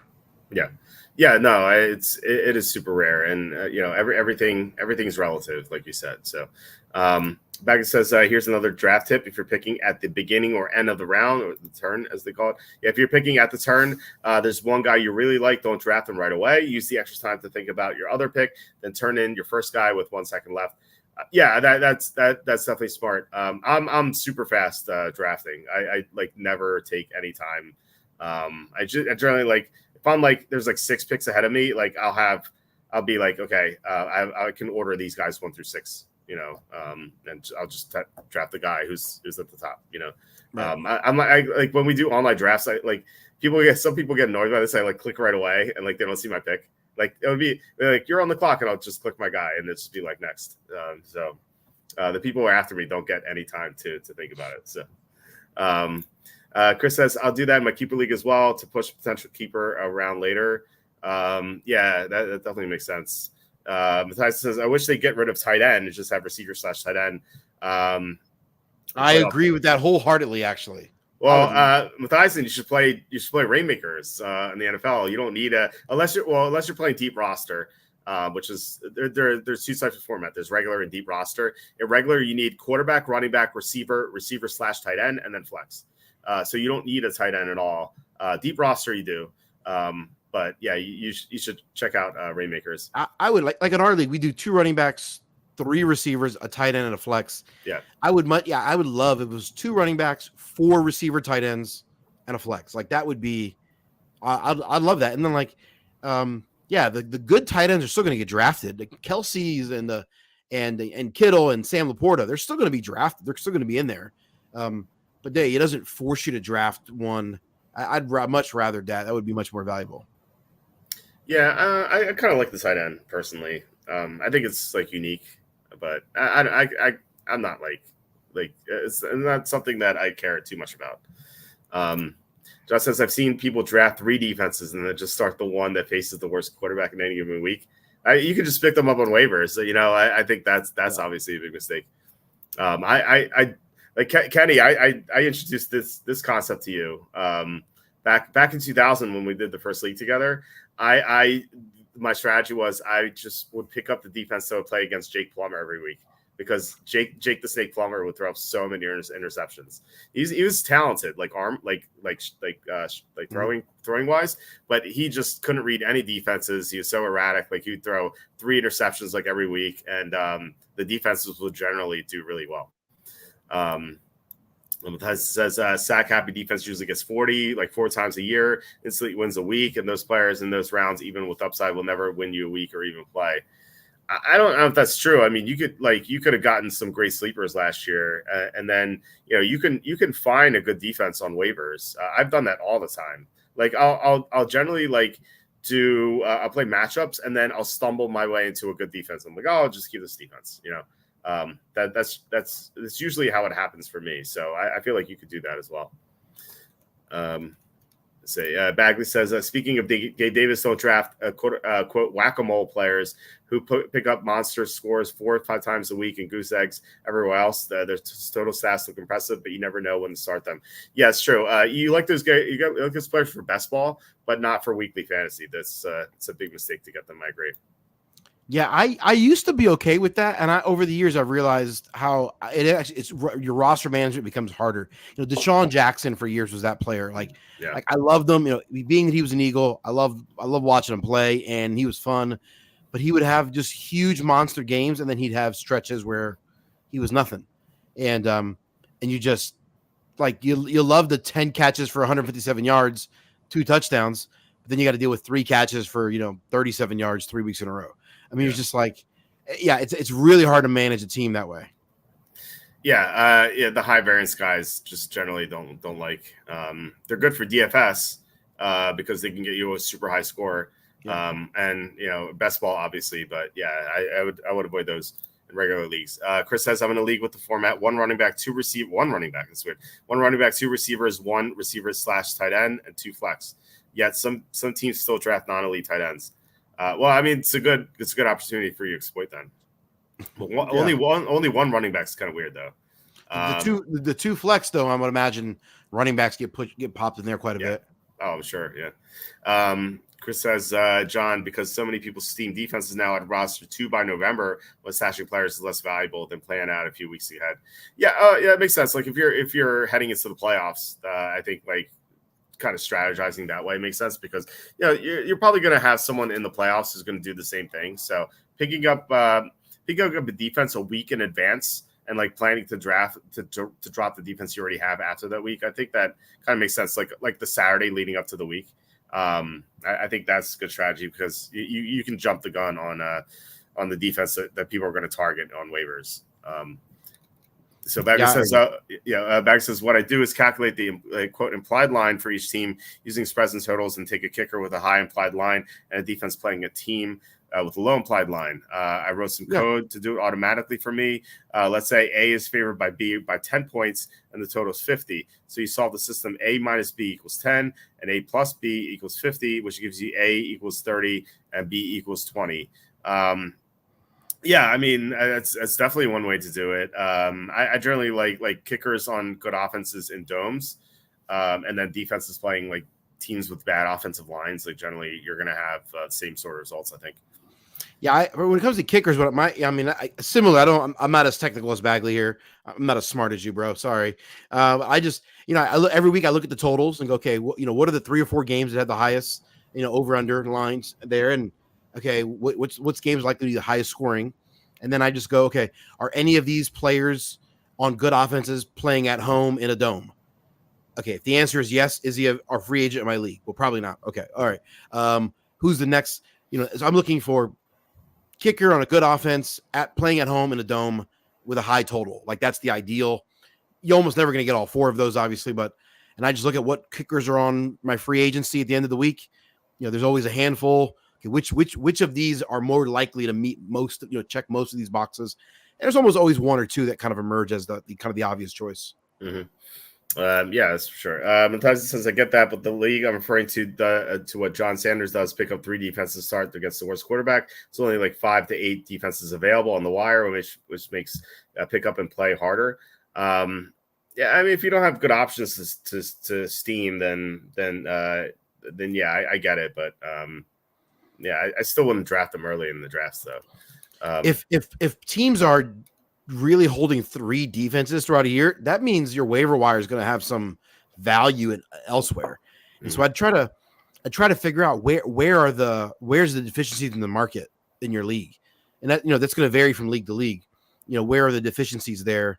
Where's there opportunity for and try to build your strategy around that. So, if a bunch of defenses are off the waiver wire, and that means for some reason a bunch of like receivers are extra, then that means that maybe you can maybe you can skimp a little on receiver, or you can do some more high risk, high reward type drafting a receiver because you're going to have some receivers available on their waiver wire if the guys you draft don't pan out. Like, every league's going to be different. Try to figure out what are the ways you can exploit your league.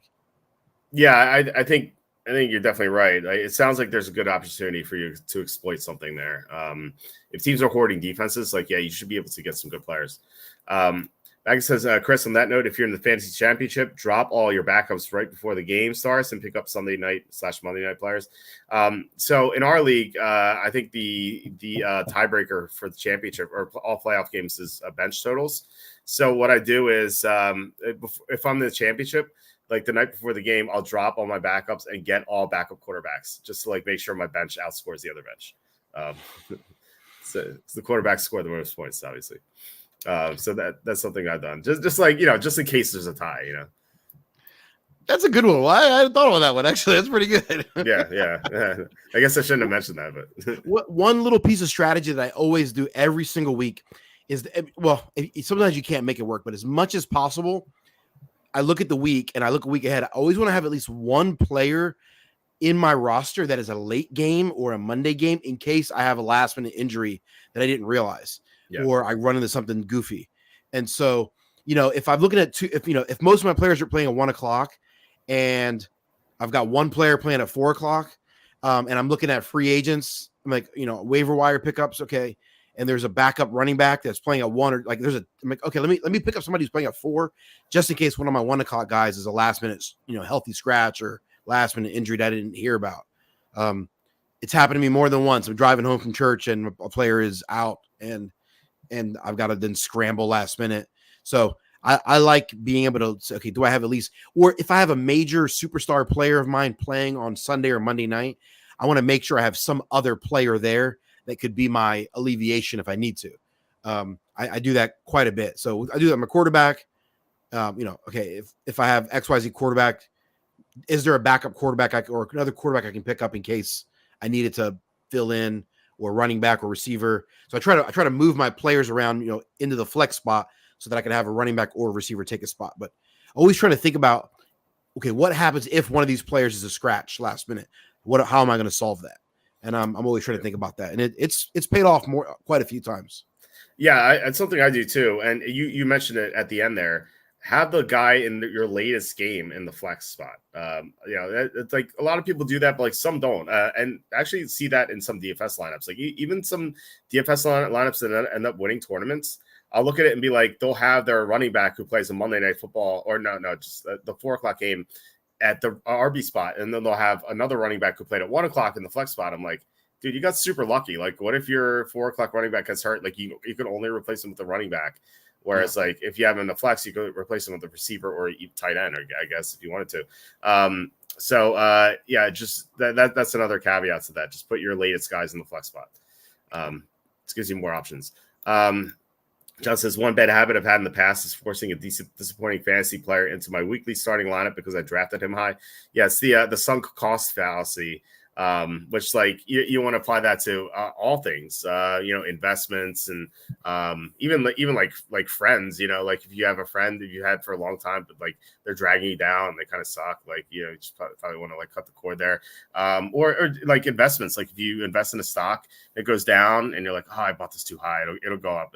And then you kind of have to like look at it and be like, did I really make a good investment, or did I make a big mistake and I should get out of it? I've been guilty of that in the past, and that's something you could apply to fantasy too. Like maybe you just made a mistake and you just have to let it go. No one's perfect, That's true story. True story. Yep. Okay, so Chris says, so our keeper league, even if I'm not in the championship, I drop anyone without keeper value. Yeah, it makes sense. That said, I lost the championship game by 2.4 points next to George Pickens last year. Can't remember who was hating on him last week, but I share that sentiment. I think that was Matthiasen who's hating on Pickens. Speaking of Matthiasen, says that to answer Kenny, handcuff RBs that never start are plenty. Someone like Zach Charbonnet would be available, for example, last year. I mean, like holding RB2s on your roster, I think is really important. Because if Kenneth Walker goes down, there's going to be a huge rush to pick up Charbonnet. If you have Charbonnet, you can either start him or trade him for great value. So, especially to the guy who had Walker, Yeah, absolutely. Yeah, definitely hold RB2s over defenses for sure. Bagley says, on that note, Kenny, whatever position you're flexing, say RB, don't start your RB2 and flex your RB3. Flex the RB whose game is the latest starting to. Yeah, exactly. That's what we're talking about. Right. Yeah. John says it's your fault for going to church. No comment. Baggett says, in case of disaster strikes before they play, you can swap them. Yeah, exactly. That's what we're talking about. We were talking the same thing. I don't read the comments before I see them. I just like read them. I'm kind of like Anchorman here. Just, you guys can read anything. I'll read it. Chris says, I did just check my team that didn't win the title and 3 defenses going in the final, 100% blocking the other team. That's kind of rough. 2023 Alexander Madison, as Dick says, he was a draft. I made a mistake on Madison for sure. I think he's referring to players who were drafted too highly, like what John's saying, and like just sticking with Alexander Madison. I was guilty of that. I was high on Madison last year. I was kind of surprised that he really struggled, and he did. But I stuck with him too long. That's definitely true. I thought he sucked. What'd you say? I thought he sucked. Yeah, he was horrible. Matthias says Calvin Ridley for me last was the guy I kept starting. Thankfully, St. Brown and McCaffrey carried my championship winning team. Ridley was one of those hit or miss guys. Like he would have a great week, and then like 3 weeks in a row he'd do nothing. He was kind of like those best ball type of players. Ella Ridley was the guy I picked up at the end of the 2022 season as a keeper for 2023. Yeah, I was kind of surprised he didn't do nearly as well with Jacksonville, and now he's in Tennessee. We'll see how that goes. Humble brag, Matt and Matthiasen. So, all right. So we're up to our number ones. So, Kenny, do you want to talk about your number one? It's my number one mistake that fantasy owners make year after year after year. It is the well, who else is there argument. This is a regular thing people say. They draft a player, and the argument is, well, there's no one else there. Who else is on the roster? Of course that guy's going to get all the carries. Of course that guy's going to go to the catches. And the answer is whoever's going to be the guy is going to be the guy who's not on the roster right now. They'll find someone. The best example of this goes back to 2018 or 2019. Mr. Alex Collins was a pretty much low first, late first, early second round pick universally. And I remember watching these guys play with my eyeballs, these 2 failing eyeballs, and thinking to myself, this guy sucks. I'm not sure he belongs in the NFL. Like, I don't like, what am I missing something? This guy sucks. And everyone told me, well, yeah, he's probably not good, but who else is there? Well, I don't know, but I know this guy sucks. And so I'm not drafting him. And like, he's one of the biggest busts, I think, in my remembering playing fantasy in almost 30 years. And it ended up being Gus Edwards, who ended up being the guy who no one had ever heard of before, a couple weeks before the season. So I think we can say that, Rudy Johnson was an example of that, who had one good year and ended up being a first round pick the next year for the Bengals. And well, who else is there? This is over and over and over again. I can foresee that coming into this year. I think we can see that with the Bills receiving team. I think people are going to the receiving core. I think people are going to draft Bills receivers going, well, who else is there? I'm like, well, I mean, maybe Curtis Samuel will be good. Yeah, okay. But I think there's going to be guys on that team that get way overdrafted because people are going to go, well, there's no one else. Someone's got to catch them. I'm like, no, maybe someone doesn't. Maybe they just don't throw the ball as much. Maybe Josh Allen runs more. Maybe they have a lot more incompletions. Maybe they pick up some schmoes off the street and they just, Walt's sister's in there for a week, and then Kenny's sister's in there for a week, and then my daughter's in there for a week. Who knows? If the only argument you have is, well, there's no one else there, you almost certainly is going to be a player who will not pan out for you. Yeah, the Chiefs receiving core comes to mind for that. Now, Rashee Rice did well last year, but everyone else, like Marquez Valdes-Scantling. Remember, it was the year after Tyreek Hill left. It was the year 2022 before they had Rice. There was like Marquez Valdes-Scantling. I was just not sure if he was. No, it was Juju Smith-Schuster was there, and a bunch of other guys who just did nothing. And like it was just Travis Kelce doing all the work as a receiver. So that is a classic example of that. And I think you're right about Buffalo's receiving core. Like, yeah, I think people are going to talk themselves into Khalil Shakir, Keon Coleman. Now maybe Keon Coleman's a great rookie year. We'll see, but he's still, he still fell to the second round. So I think that's another good example of that. We've had some comments here. Gus Edwards and Kenneth Dixon. Gus Edwards himself was like that. It was like the Baltimore running backs, like, oh, who's going to play for Baltimore? Gus Edwards, right? And it kind of sucks. I think we have an example of that with Gus Edwards with the Chargers this year as well. Bagby asking, is that Rico Dowdle this year? It could be. I mean, Rico Dowdle is not very talented, so I think it depends where we draft him, right? Like he's going like super late. Like his ADP is 153 overall.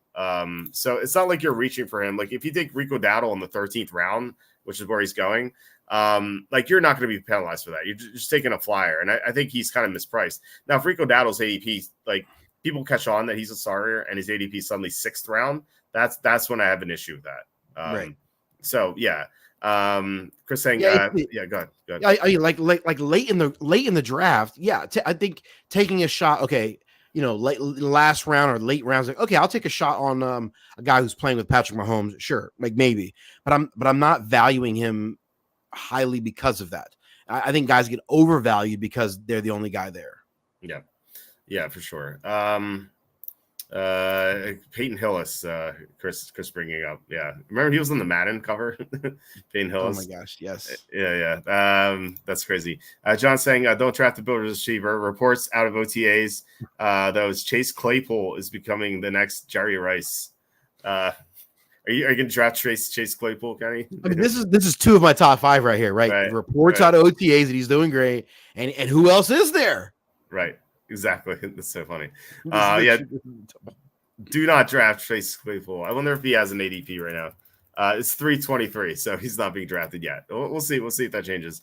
Baggett says, read the Chiefs receiver last year. Rice was the other random guy that got other playing time when everyone thought Tony /Moore/MBS would get the majority of the workload. Talent always wins out. Yeah, yeah, exactly. I was more referring to 2022, the first year after Tyreek Hill was gone. When Juju was there and stuff, and like people were talking themselves into Juju or like other guys, and they just didn't pan out. So everyone's like, oh, there has to be someone with Mahomes, the receiver, but it was just Travis Kelce going nuts. Chris says, join us next time for a list of the biggest fantasy busts by year. Will they be all running backs? Tune in to find out. Right. All right. So my number one is so we talked about the sunk cost fallacy. How about having FOMO? I think like having FOMO in the draft is a huge mistake to make. You see this all the time. Like, a run on tight ends will start, right? And generally if it's early, that's obviously a big mistake. But if the people in your league are smart and like the tight ends start going, like I don't know, like if you see a run on tight ends like in like round 8, you see like some good tight ends going like 3 out of 4 picks, like you might be like, oh no, I need to get a tight end because all these tight ends are going, and like you'll reach for a tight end when it's a big mistake, and you could have probably drafted that guy 3 rounds later or something, or it applies to positions that you don't have yet, and you see this all the time. Like people will want to fill out their starting lineup. Be like, oh, I don't have a quarterback. We're round 6. I don't have a quarterback. I have to take a quarterback. I don't have a kicker or defense. It's round 10, round 11. I need to take a kicker defense. Or it's round 7. I don't have a tight end. I need a tight end. Like the fear of missing out just generally leads itself to making bad picks. So, if you miss out on something, then you just miss out on the position. But like generally, you can probably get that player later.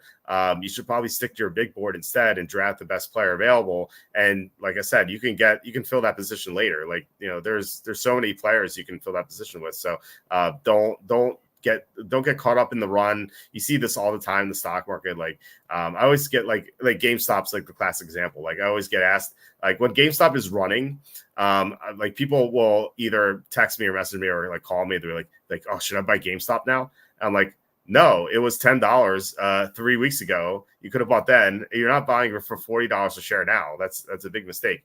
And that happens in every facet of life. Just having FOMO, the fear of missing out, is a huge mistake that you can always make in any facet, and that includes fantasy. That's right. That's a good one. I think people do this going into the draft, like, oh, I don't want to miss out on XYZ thing, and then that just kind of gets heightened at certain moments in a draft. Yes, exactly. Yeah. Don't ever get caught up in that. Like, oh, I need this. Like, there's always going to be another run, like the stock market, for example. Like you missed out on GameStop, or there's probably going to be another GameStop run in a couple of months anyway. But you could just find another stock that's low and that could run. It's a big mistake to keep jumping on that. Yeah. Let's see. We have some other comments here. So please do that show. Humble request. The biggest fantasy bust by year.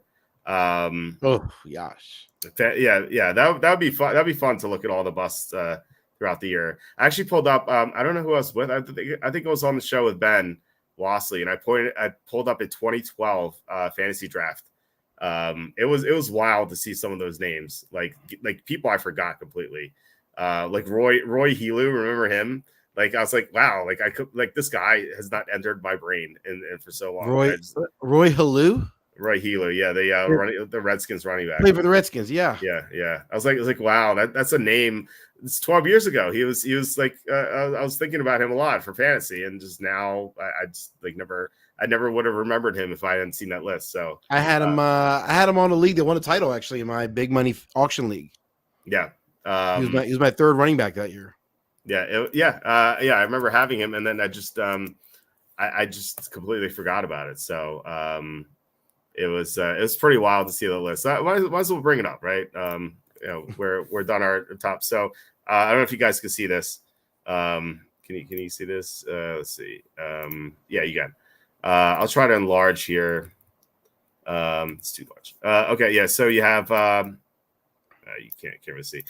You have Arian Foster, Aaron Rodgers, Ray Rice. You guys, at the top, but like you get to like round 5, you get Ben Jarvis, Green Ellis, Brandon Lloyd, Reggie Bush, Mike Wallace. You have Miles Austin, remember Sean Green, Donald Brown, Vincent Jackson, Steve Johnson, receiver for the Bills, Kenny Britt, D'Angelo Williams, Pierre Garcon, Brandon Pettigrew, Michael Bush, Malcolm Floyd. He goes to the right here. Isaac Redman, Hakeem Nicks, man, is Aaron Hernandez there? We have Stephen Ridley, Ben Tate, Michael LaShore, Toby Gerhart, Danny Amendola, Sidney Rice, Toby Gerhart, wow. Beanie Wells. Someone took San Francisco defense this early. Kendall Wright. Robert Meacham, Denarius Moore, Austin Collie, Robert Turbin, Santana Moss, like so many, Evan Royster, so many weird names that like we used to remember all the time. We used to know these guys like by heart, and then you just forget about them. This is only 12 years ago. It's not too long ago. Yep. So crazy. Chris Beanie Wells, yeah. Dick says who else is there could end up being the entire Broncos offense. Yeah, it's true. Jaleel McLaughlin's the starter. Don't draft Jaleel McLaughlin. Just don't draft anyone at Denver. That says some people draft QBs and tight ends highly, probably like set it and forget it. Just draft the top guy and start every week. Some people who have options out there think themselves and get mad for starting the wrong guy. Yeah. I mean, people are lazy about it, and this is like if you're in a league that has no buy-in or very low buy-in, then you know you're going to get that more often than not. I think. Sue says I'm drafting Rice first round in my fantasy demolition derby league. Nice. That he'll definitely pay off that price. Cassandra says if the Cowboys had signed someone exactly like Elliott, except not named Elliott, Dowdle would probably be going several rounds higher. That's true. Elliott's a really good point. Yeah, his Elliott's ADP is higher than Dowdle's, which makes no sense. John says Jim Cramer posted his fantasy team in 2019, and I made sure to not draft any of his players. It was hilarious because they're all pretty much busted. That's pretty par for the course for Jim Cramer. Like, I don't know if you ever saw the Unusual Whales. They have a inverse Jim Cramer ETF, and like it like has like a really nice return percentage wise, just fading everything Jim Cramer says. Actually, awesome. I remember I made money on like puts, and like whenever he says like to buy something, I just buy puts for the day, and it usually like ends up making money. Chris says the best is the run on QBs, tight ends, and some people won't notice that the next X number of people drafting after them already filled that position. So you can just wait another round. Exactly, yeah. That's another mistake that people make. It's just like if you have like pick 10 or 9 and like you're drafting the 7th round, you don't have a quarterback yet, but like 10, 11, and 12 all have quarterbacks, then like you just don't need to draft a quarterback in round 7. You can just wait some round 8. So that's another thing. Or you can just wait the round 15 to draft the quarterback, whatever. It's definitely true. Matthias says number 9, your job isn't more important than draft night. Get the night off or call in sick. Auto draft destroys teams. Oh yeah, definitely do not auto draft. That's might as well not. Just don't join the league if you can't draft it. Back says conversely, if you're picking second or second to last, and you're debating between say running back, tight end, the person that picks after you, yeah, that's exactly what I just said. Bagley and I are in the same wavelength here. Roy Helu, Nebraska, yep. Ryan Matthews was a bust. He had a ton of hype. I think Ryan Matthews, I thought, had talent. He just got injured a lot. Like he was just made out of glass. Like he would get injured all the time. Yeah, drafted him early, round 2, Chargers running back. By the way, a quick story. I was watching Ryan Matthews in the preseason, his rookie year, and I like it was one of those late games at 10 o'clock, and so I was watching it later because I was watching something else. It was like midnight or 1 a.m. I was watching Ryan Matthews. I was like floored by how talented he looked. I was like, man, this guy's gonna be so awesome. And I was so excited. I wanted to tell someone. And like the only person on AIM, this is back when AIM was still a thing. The only person on AIM was like this guy Chris, and he was in my fantasy league, and we were drafting the next day. I'm like, Chris, you can't believe how great Ryan Matthews looks. He looks so great. And Chris is like, oh, that's interesting.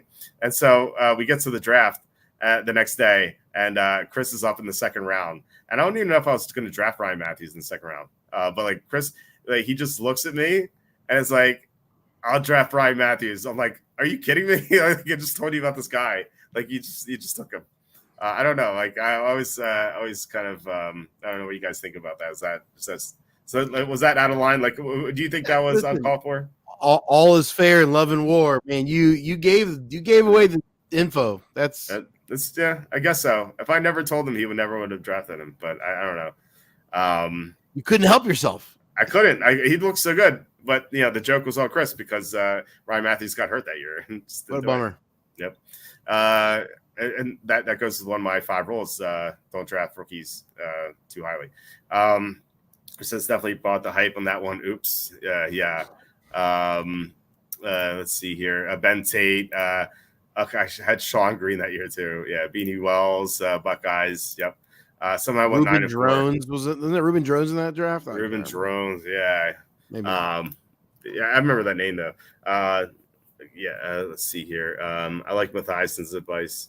So Matthews had 2 1,000-yard seasons. Who Hames says. I mean, he had talent. Like I said, a lot of talent. He just would always get hurt, unfortunately.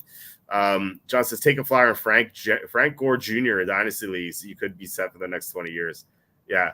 Unfortunately, that doesn't always apply. My first like foray into like family members sucking. Remember Eric Lindros for the Flyers? And then they like brought in Brett Lindros, and I was like, oh, this guy's gonna be great, like Eric Lindros. It's like, no, he just sucks. Or like you can look at like Jordan Rodgers compared to Aaron Rodgers. It's like, you know, whether you're a brother or a son. And then you have Bronny James, who's going to be only drafted because LeBron tells the Lakers to draft him. Mike says draft night is definitely more important than some stupid job. Get your priorities straight. Exactly. Yeah, exactly. Although in this economy, you know, you need your job. In this economy. Yes. Chris says 2012 was my Doug Martin / Jimmy Graham year. Thanks, Walt. Well, you're welcome. 2012 was a great year. I remember that year fondly. Chris says Jimmy, who apparently hasn't officially retired yet. Well, don't draft Jimmy Graham now. Mike says if you're going to take Frank Gore Jr., you might as well double down and draft Jerry Rice's kid too. Well, Jerry Rice's kid was actually drafted, Brendan Rice. So he was a 7th round pick though. Brendan Rice has a chance in that receiving core for the Chargers. Like, there's nothing there really, unless you like Josh Palmer, like me, or maybe Lad McConkey, or maybe you think Quentin Johnston's going to become something. But like, there are opportunities there, and like generally, I wouldn't draft a late round receiver. I know that worked out with Puka Nacua last year, but that was just so odd. But if I had to draft a receiver, a day 3 receiver, I think it would be Brendan Rice. Not that I'm going to. I'm just saying if I had to. That says, side note, Frank Gore is a bum and not worthy of Hall of Fame. I don't know. I think Frank Gore should be in Hall of Fame. And then Bag says, Walt, thoughts on selling all 6 of the Deadly Sin shirts as a value bundle? Okay. I imagine some people might want to collect them all, and you might get some buyers at discount price. I think that's a great idea. The problem is I don't think Zazzle has a feature like that. That's what I use for the merch store. And they do everything. I just make the design, and they just sell it. Like I don't touch it after that. But I think it's a great idea. I just wonder how like if I could do it. But I think that'd be pretty cool. So I like the good idea, Bagley. Chris says Frank Gore is my first ever fantasy football pick. Okay, my first ever was Jerry Rice. Steve Young. Nice. I had John Elway and Jerry Rice in my first fantasy league, but that was the year Jerry Rice got hurt. So I drafted Steve Young the first round of my first league ever in 1995. How about that for the guy who's anti-drafting quarterback early? You learned from your mistakes. That's right. I had Steve Young. I had Michael Irvin on my team too back in that year. Yeah, I had Herman Moore. I think my kicker was Al Del Greco, I think. I had Charlie Garner and Kajana Carter as my running backs, my first team, my first year. Yeah, my quarterbacks were John Elway and Jeff Hostetler. Both were in the AFC West. And one week, like Hostetler was doing well. This is back when we didn't have online fantasy and you had to call in your commissioner. So I called my commissioner Sunday morning. I'm like, I want to start Jeff Hostetler over John Elway. He's like, are you sure? I'm like, yes. And then I'm being a big mistake. I was 12 or 13. So forgive me for that. I was in a league in 1995 in 8th grade where we all lived in the same neighborhood, obviously, you know, kids, whatever. So we'd walk over every Saturday night to do our waiver claims and submit our lineups. So we basically had a draft like every Saturday night. And that's awesome.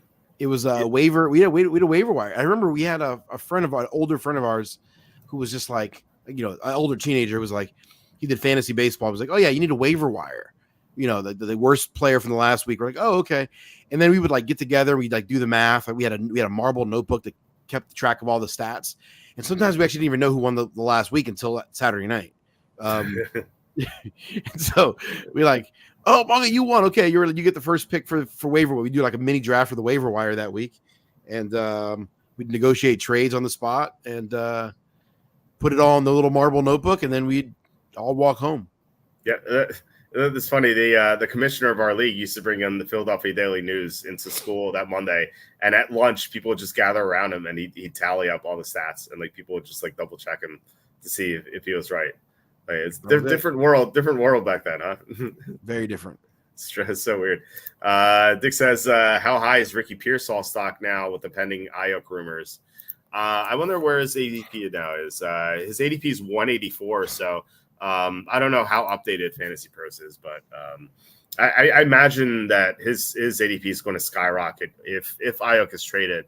Now Ayuk still might not be traded, like who knows, but yeah, I mean, I if you have to draft like right now, if you're league drafting right now, I would target Pearsall in like the later rounds and just hope that Ayuk is traded. But if you're in a league that has to draft right now, get out of that league. That's true. That's definitely true. Cassandra says, Kenny, you're going to let Walt get away with saying that he likes Rice because there's no one else there. Yeah, it's a good catch. Good catch. Wait, what was it talking about? Rice? Brendan Rice. Oh, okay, yeah, it's true. Yeah, but it's still late. It's like your late round pick. I'm not talking about drafting someone early. I know you're joking, but still. But there really is no one there. Okay, what's the rest of the roster there? Who are the other guys in that roster? Let's see. Okay. All right, Chargers receiving core is you have Joshua Palmer, Quentin Johnson, Ladd McConkey. They're the top three receivers. Then you have DJ Chark, maybe him, Brendan Rice, Darius Davis, who Darius Davis outplayed Quentin Johnson last year. He was. I remember late in the year, everyone was out, and they had Darius Davis play over Quentin Johnson, which was sad. You have seventh round rookie Cornelius Johnson, Simi Fahoku, Jalen Gill, Leon Johnson, Jalen Johnson, and Praise Olatoke. I never heard of that guy. So yeah, that is the Charger receiving core. I don't know. I mean, there's not even like a Travis Kelce to siphon catches because Will Dissly is the starting tight end. I do think that is like a perfect recipe for who else is there. Yes. I absolutely think that is who else is going to be there? He's got to be the guy. And so.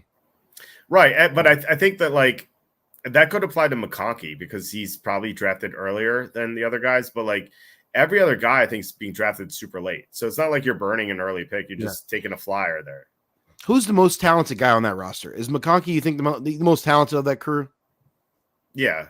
No, Quentin Johnston. Quentin Johnston's the most. I mean, he's drafted first round. He came into the league with a lot of talent. I don't know what happened. That he dropped a lot of passes. I don't know what was going on with him. That was evident in the preseason. Like he dropped a lot of passes in the preseason too. So I don't know. Maybe he'll get it together. I don't like physically like he's the most talented guy, but Darius Davis outplayed him. I felt like he stunk last year. And it's hard to trust him. Yeah. If I were taking a flyer on who else is there in that crew, I think McConkey's probably the guy to take a flyer on. Sure, but you're burning an earlier pick on McConkey. Like McConkey's ADP, right? It's 9-12. Yeah. What's Rice is going to be last round, right? Oh, no one's going to draft Brendan Rice. Yeah. Like even Joshua Palmer. I know you don't like Joshua Palmer, but compared to 9-12, which is McConkey's, Joshua Palmer's ADP is it's 12-12. What's Quentin Johnson's ADP? Quentin Johnson's ADP is 158 overall, which is 14.2. Yeah, Johnson's probably the best bet of those guys at that spot. Yeah, for me, it's Johnson or Palmer. I like Palmer the most. I thought he did well last year when he got the chance. Like when Allen and Mike Williams were without, like he actually had some good games. But good catch, Cassandra. Yeah, no, no, that's true. But again, like it's late round is much different than early round. Right. Chris says, unless you help tank my dad's team as a kid, then it's Edger and James. Uh, Edger James is awesome, but then he got hurt. Got hurt a lot too. Yeah, John says, no wonder he hate quarterbacks for the Steve Young thing. That's what the Amish do nowadays. Yeah, the Amish fantasy leagues. I'm sure they do. Mike says, what's the seventh deadly sin? I commit the first 6 regularly, so I want to make sure I've got the 7th covered well, too. Well, I mean, should I post a pride shirt as well? I feel like you can get those like anywhere, you know? It's like not even a thing anymore. It's not even cool. Yeah. You can't. I can't do that. Baggett says my first pick was DeMarcus Ware back in 2009. It was a 9-keeper dynasty expansion draft where every team got to protect 3 players.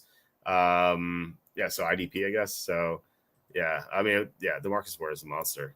John says, I think the 49ers work it out with Ayuk. They went through the same thing with Samuel. Yeah, I part of me says that Ayuk is going to stay there. I think he was just trying to get leverage or something with that video with Jane Daniels. I don't think he's necessarily going to be traded. He says he had to start a full IDP team. That's something I've never done as IDP. Just like can't wrap my head around it because like it's too much work. The best corners aren't good in IDP because no one throws at them. They don't record tackles or interceptions. It's so much effort, so much work. I was in an IDP league in the early 2000s for a couple of years. I was in a dynasty IDP league. It was a 35-man roster. I did it for a couple of years, and I'm just like, I look back, I'm like, it was so much work to manage that team. Yeah. I can't do it. Mike says, I can't remember the first overall pick 2 years ago and taking Marshall Faulk both times. I remember getting. I think it worked out great one year, but not so well the other. Yeah, and I think 2002 is the year referring to. In 2001, the Rams went to the Super Bowl and lost to the Patriots. But in 2002, the Rams started 0-6, I believe. And like Warner got hurt, and then Faulk got hurt, and that was the year Mark Bolger came on. That 2002 year for the Rams was a disaster. Bagger says, well, that Charger receiving course sounds like you asked ChatGPT to come up with a bunch of NFL player names. I think fun. I should probably ask it that. Mike says, pride is perfect, Chris. I'm very proud that I've all said the 7 deadly sins covered. Nice. Who's ADP at 9-11? Asking for a friend. I will look that up in a second. Let me see here. Is that? I wonder if that's the guy you're going to draft. Let's see here. Let's see. 108, 12. So it'll be 107. Who's 107? That's Roma Dunze is 9-11. So there you go. And I mean, this is going to change all the time, but obviously, Bag says Jihad Ward, most explosive player in the league. Nice. Is Devin Singletary? Who else is their candidate? Oh yeah, absolutely.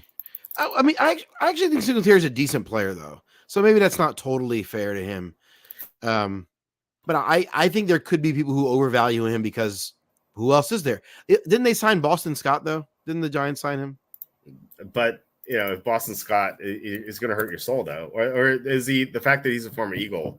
No, I mean I wouldn't draft him because I don't want to hurt my soul. I'm just saying for others who enjoy their souls being saddened, maybe Boston Scott's a better option. I don't know. Okay, well, there's Tyrone Tracy Jr., 5th round rookie, so he might take the job. But no, I think Singletary's fine. The problem is like the situation's horrible there. They have a bad offensive line outside of Andrew Thomas. Daniel Jones is coming off a torn ACL. Like no one's going to respect him until he proves that he's healthy. They're just going to stack the box against Singletary. So it's I got to correct that sentence. No one's going to respect him even if he does prove he's healthy. That's definitely true. Justin Singletary gets no respect. He's not terrible. Yeah, I agree with that. Bagger says you better get it on, Mike. Only a week left. Yeah, there's the Pride Month is winding down here. Let's see. Chris says maybe for Pride, a shirt of you and a host of your choice doing a Lady and the Tramp invitation to show how proud you are of the delicious spaghetti you're eating. That's an idea for sure. We have to get someone to agree with that. Oh gosh, I don't know who would be willing to do that, but Yeah. And then Mike says another word for pride is immodesty. So maybe you can use that for your 7th shirt. Yeah, it's definitely an option for sure.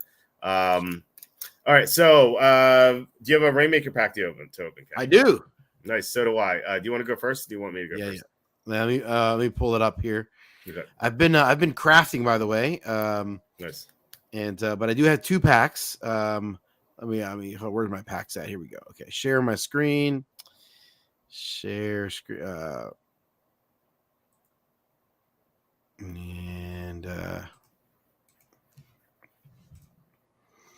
So I've been crafting all my old players, cheap players, and acquiring packs for next year. And with the I've also purchased 2 2023. Where are they? Here we go. There's 1 and 2. Okay, I got 2 here. All right. Is my screen on there? Yeah, your screen's up. John's saying 411. Great show, guys. Enjoy your digital card thing.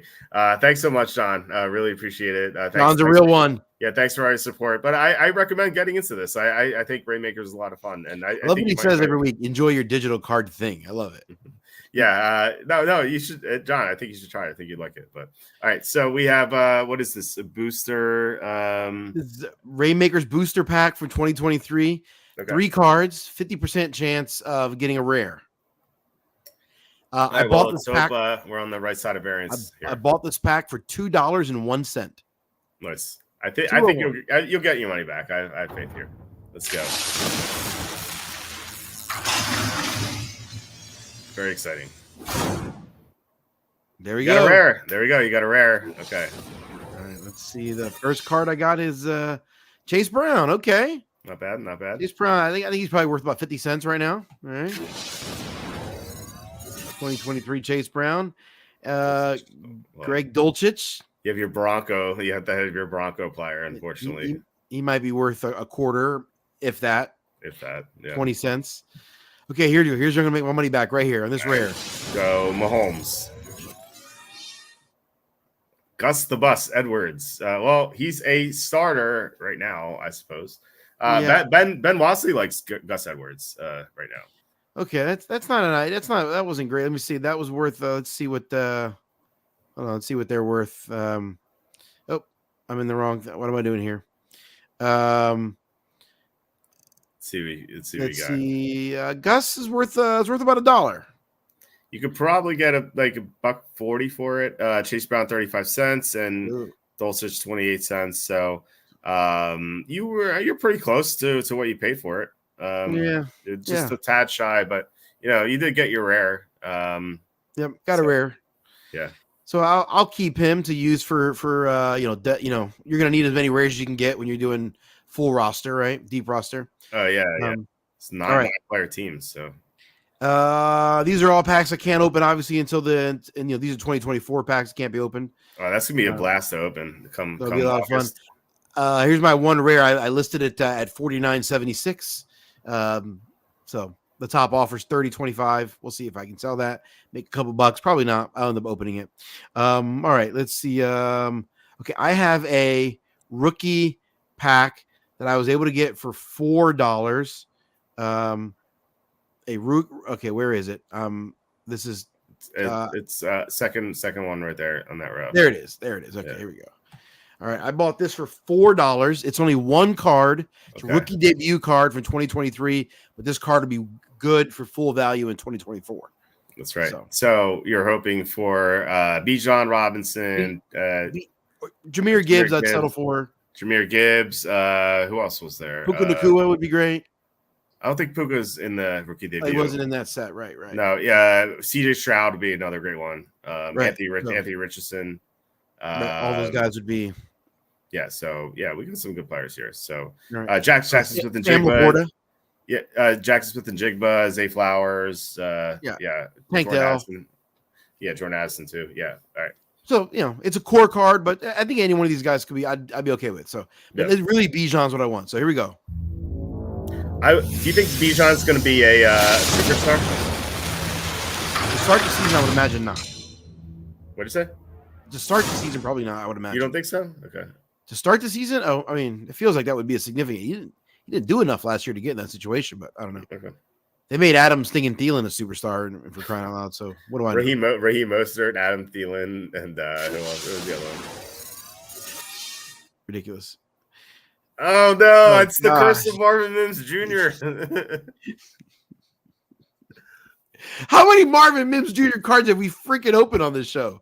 I'm sorry, I passed the curse on to you. It's like that that It Follows movie where like you pass the curse on to other people and it follows you. Like Of all the names we mentioned, Marvin oh Mims, my really? God. Wow. I can't believe we didn't talk about that as a possibility. Oh no. What is Marvin Mims worth these days? He's worth about 70 cents to $1. You can probably sell for 79 cents. Yeah, I'm glad I paid $4 for that. So. That's rough. That shows you how much variance there is. You could have gotten Bijan, you could have gotten Jahmyr Gibbs, you could have gotten CJ Stroud, but you got Marvin Mims Jr. But I feel your pain, man. I have a legendary Marvin Mims. I have an elite Marvin Mims. I have a lot of rare Marvin Mims. I'm hoping that he does something. I'm actually debating whether I should sell my legendary Marvin Mims. Because I think Marvin Mims would be great. I mean, who else is there than Denver to catch passes? That's true. That's true. I mean, he has explosive ability. I think I'm going to sell it. Anyway, but I think I might wait until after the preseason to sell it because he could have a great preseason, and then like maybe I could sell it for more. And also, you get the prize packs in the preseason too. So I think I'm going to sell it like right before week 1. It's my plan. I've got 4 more tokens, by the way, that I'm going to be crafting tonight. So I'll. Nice. So I got some rare cards to craft as well. So we'll be able to open. We got lots of packs to open in the summer. Yeah, I can't wait to open those packs in August. Because I love the enjoyed your digital card comment. Kenny beat me to it. Who Home says, can you use the 2023 cards in the upcoming season? So how it works is some cards are designated as usable for 2024. So like those rookie cards that Kenny just opened, the Marvin Mims, you can use those in the regular 2024 contest. But the old cards that you use for 2023 only, there are old season contests where the payouts aren't as high, but there are still some significant payouts. Like the top prize for Elite, Legendary, and Rainmaker are all $5,000. But more significantly, like what I do is I enter in all those contests into pack parties. And, you could win a bunch of packs and you could win some really good players and then you could use them for the 2024, or you could just sell them right away. Like, getting a pack is just basically like winning a cash prize. Now, like you might get a crappy player, but you could also get an amazing player too. I opened up some great cards in like pack parties. Like I won a legendary pack this past season. I opened up a Tua Tagovailoa, that was worth a couple $1,000s. So I used it in a contest, but if I sold it right away, I could have sold it for a couple grand. But you can win a bunch of packs and either use those cards or sell those cards. It's really, really cool how they do it. So that's my recommendation, is to use the current year cards to win money and use the previous year cards to win packs. So that's what I do for golf now. It's what I did for NFL last year. Chris asking, could use them cross sport. Perhaps you can get a Detroit Tigers Mahomes card. They don't have baseball in there, unfortunately. They have football, golf, and UFC. Which I think I've never tried the UFC product. I imagine that must be a headache because like the fighters only fight like twice a year. So like if you get a fighter card, but you can only use them twice a year. That seems weird. I think there's like a lot of crafting involved, which again seems like such a headache. So you've done golf too. Like you've done like pretty well. Like it seems like you win like $10 to $12 every week, and you've never put a single dime into it. I've never put a single dime into it, and this past weekend was my biggest weekend. I won $12. Yeah, I was just for nothing. Like I'm going to be awesome. Rich. I mean, I've won $5 to $10 every weekend, most weekends the last couple months. Yeah, because I mean, you got a free pack, and that's how you got these cards. That's my Monday Chipotle lunch every week. Nice, yeah. So they're gonna have that for when football season starts. Now I'm mostly talking to like John here, who doesn't want to do this, but like anyone, they're gonna have a free pack, and like you might as well do it because even if you don't spend another dime on it, like you can make $5-10 every week, and like who knows, like maybe you win the core contest, which is like $5 grand. Like that is possible. So why not get these cards for free? And just try it out. I'm not even paid by DraftKings. They should pay me for this. Right. So I says yes. No, it's Walt Simmons. Says, yeah. I'm sorry, Kenny. I passed it along to you. It's the It Follows curse. So I have a rookie debut pack that I'm going to open here. Let's 2024. Okay. Yep. 2024. Yeah. Let's see here. I paid $22 for it. I doubt I'm going to get my value. Although if I get a Marvin Harrison Jr. rare or Jaden Daniels rare or Malik Neighbors, etc. The last person to open got all cores. So I think I'm due here. The math says I should open up a rare. So it's Which 50. Of course means you won't. Exactly. So am I live here? Yes, I am. So so let's open this pack and hope I get a rare. Nice too. If I get an instant win, I'll buy another pack. I got a rare. Okay, so I'm hoping for Malik Neighbors, Marvin Harrison Jr., Jane Daniels, Caleb Williams, who's still known as QB Selection 1. I don't know why they can't change his name. Who else is there? Brock Bowers would be nice rare. Roma Dunze would be okay. But yeah, I mean, those are generally the top guys.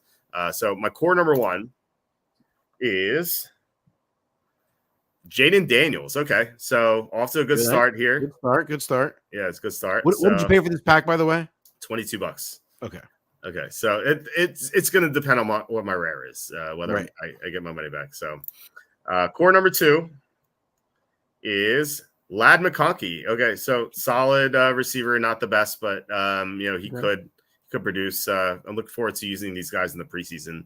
Preseason, by the way, is all pack parties to get you ready for the regular season, which it makes sense. Like, why would they give out money during the preseason? All right, so my rare. Any guess on who this is going to be? This is definitely going to be Jonathan Brooks. Jonathan Brooks. Okay, come on, that's pretty good. Come on. Yeah, no, I think I'd sell it because I don't trust him this year. I think that's something I'd sell right away. Okay. Brock Bowers. It's Bowers. I feel it. Okay. Let's go. Big money. Jaden Daniels. Nice. That is a good pull. That is awesome. That is a good pull. All right. Let's see what this ended up being. Portfolio here. Nice. I made my money back here. So Jaden Daniels, $39. Top offer $33. So probably in the middle, like $36. Nice. Jaden Daniels core is about $5. So that's 41, and then McConkey is about $2.50. So $43.50. Kenny, I think it's the first time we made money on a pack here. This is by far the most profitable pack you've ever shown on the show. I know. Undoubtedly, you doubled your money here. I know. That's great. Happy about this for sure. I look forward to using the Jaden Daniels. Probably in an elite deep roster contest, I imagine, or maybe an elite contest. So these are the kind of packs that suck you in because we got good pool, made some money, got good players. Yep. Then you'll keep, and it just sucks you in to keep buying packs, and most of them are trash. Yep, that's exactly right. That's exactly what happens. I cut it. If I open another pack, it's gonna be Bo Nix, as who Hames says. Yeah, it's gonna. You don't want Bo Nix. That's like the last guy you want. Or probably Michael Penix is probably the last guy you want because he's not even gonna play. Or if you believe my conspiracy theory, then he will play.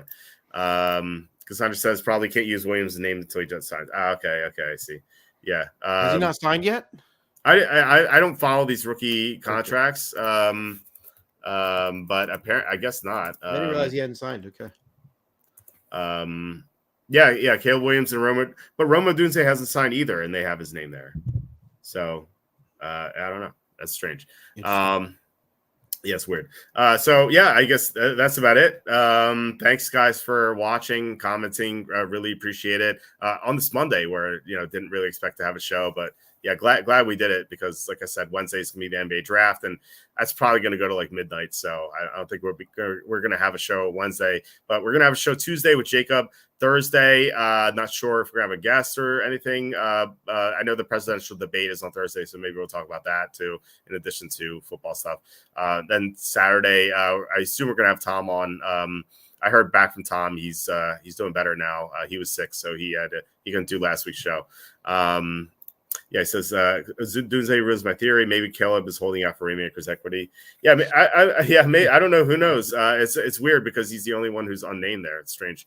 But yeah. So thanks, guys, again. Please like, subscribe, comment below, share this video. Visit the link in the description for the merch store. Kenny, you want to talk about thecapisfake.com? Thecapisfake.com, where you discover that the cap is fake. Although I had a little bit of a Twitter spat with, X. Sorry, it's not Twitter, it's X. And I basically, I was like, but NFL owners do cap how much they want to spend. So they have their own self-imposed caps, right. But it's not the salary cap.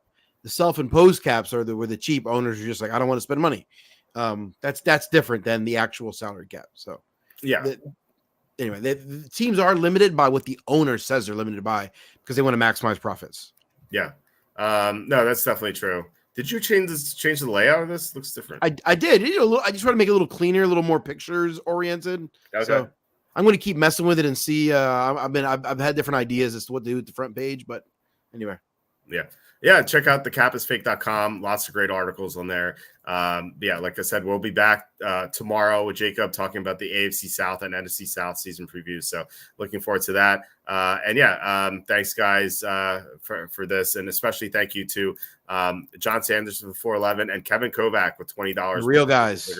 Yeah, really appreciate it, guys. Like, you don't know how much this means to us because YouTube ads pay nothing. So in this economy, you need these super chats. So thanks once again, and I'll talk to you tomorrow. You the man, Walt.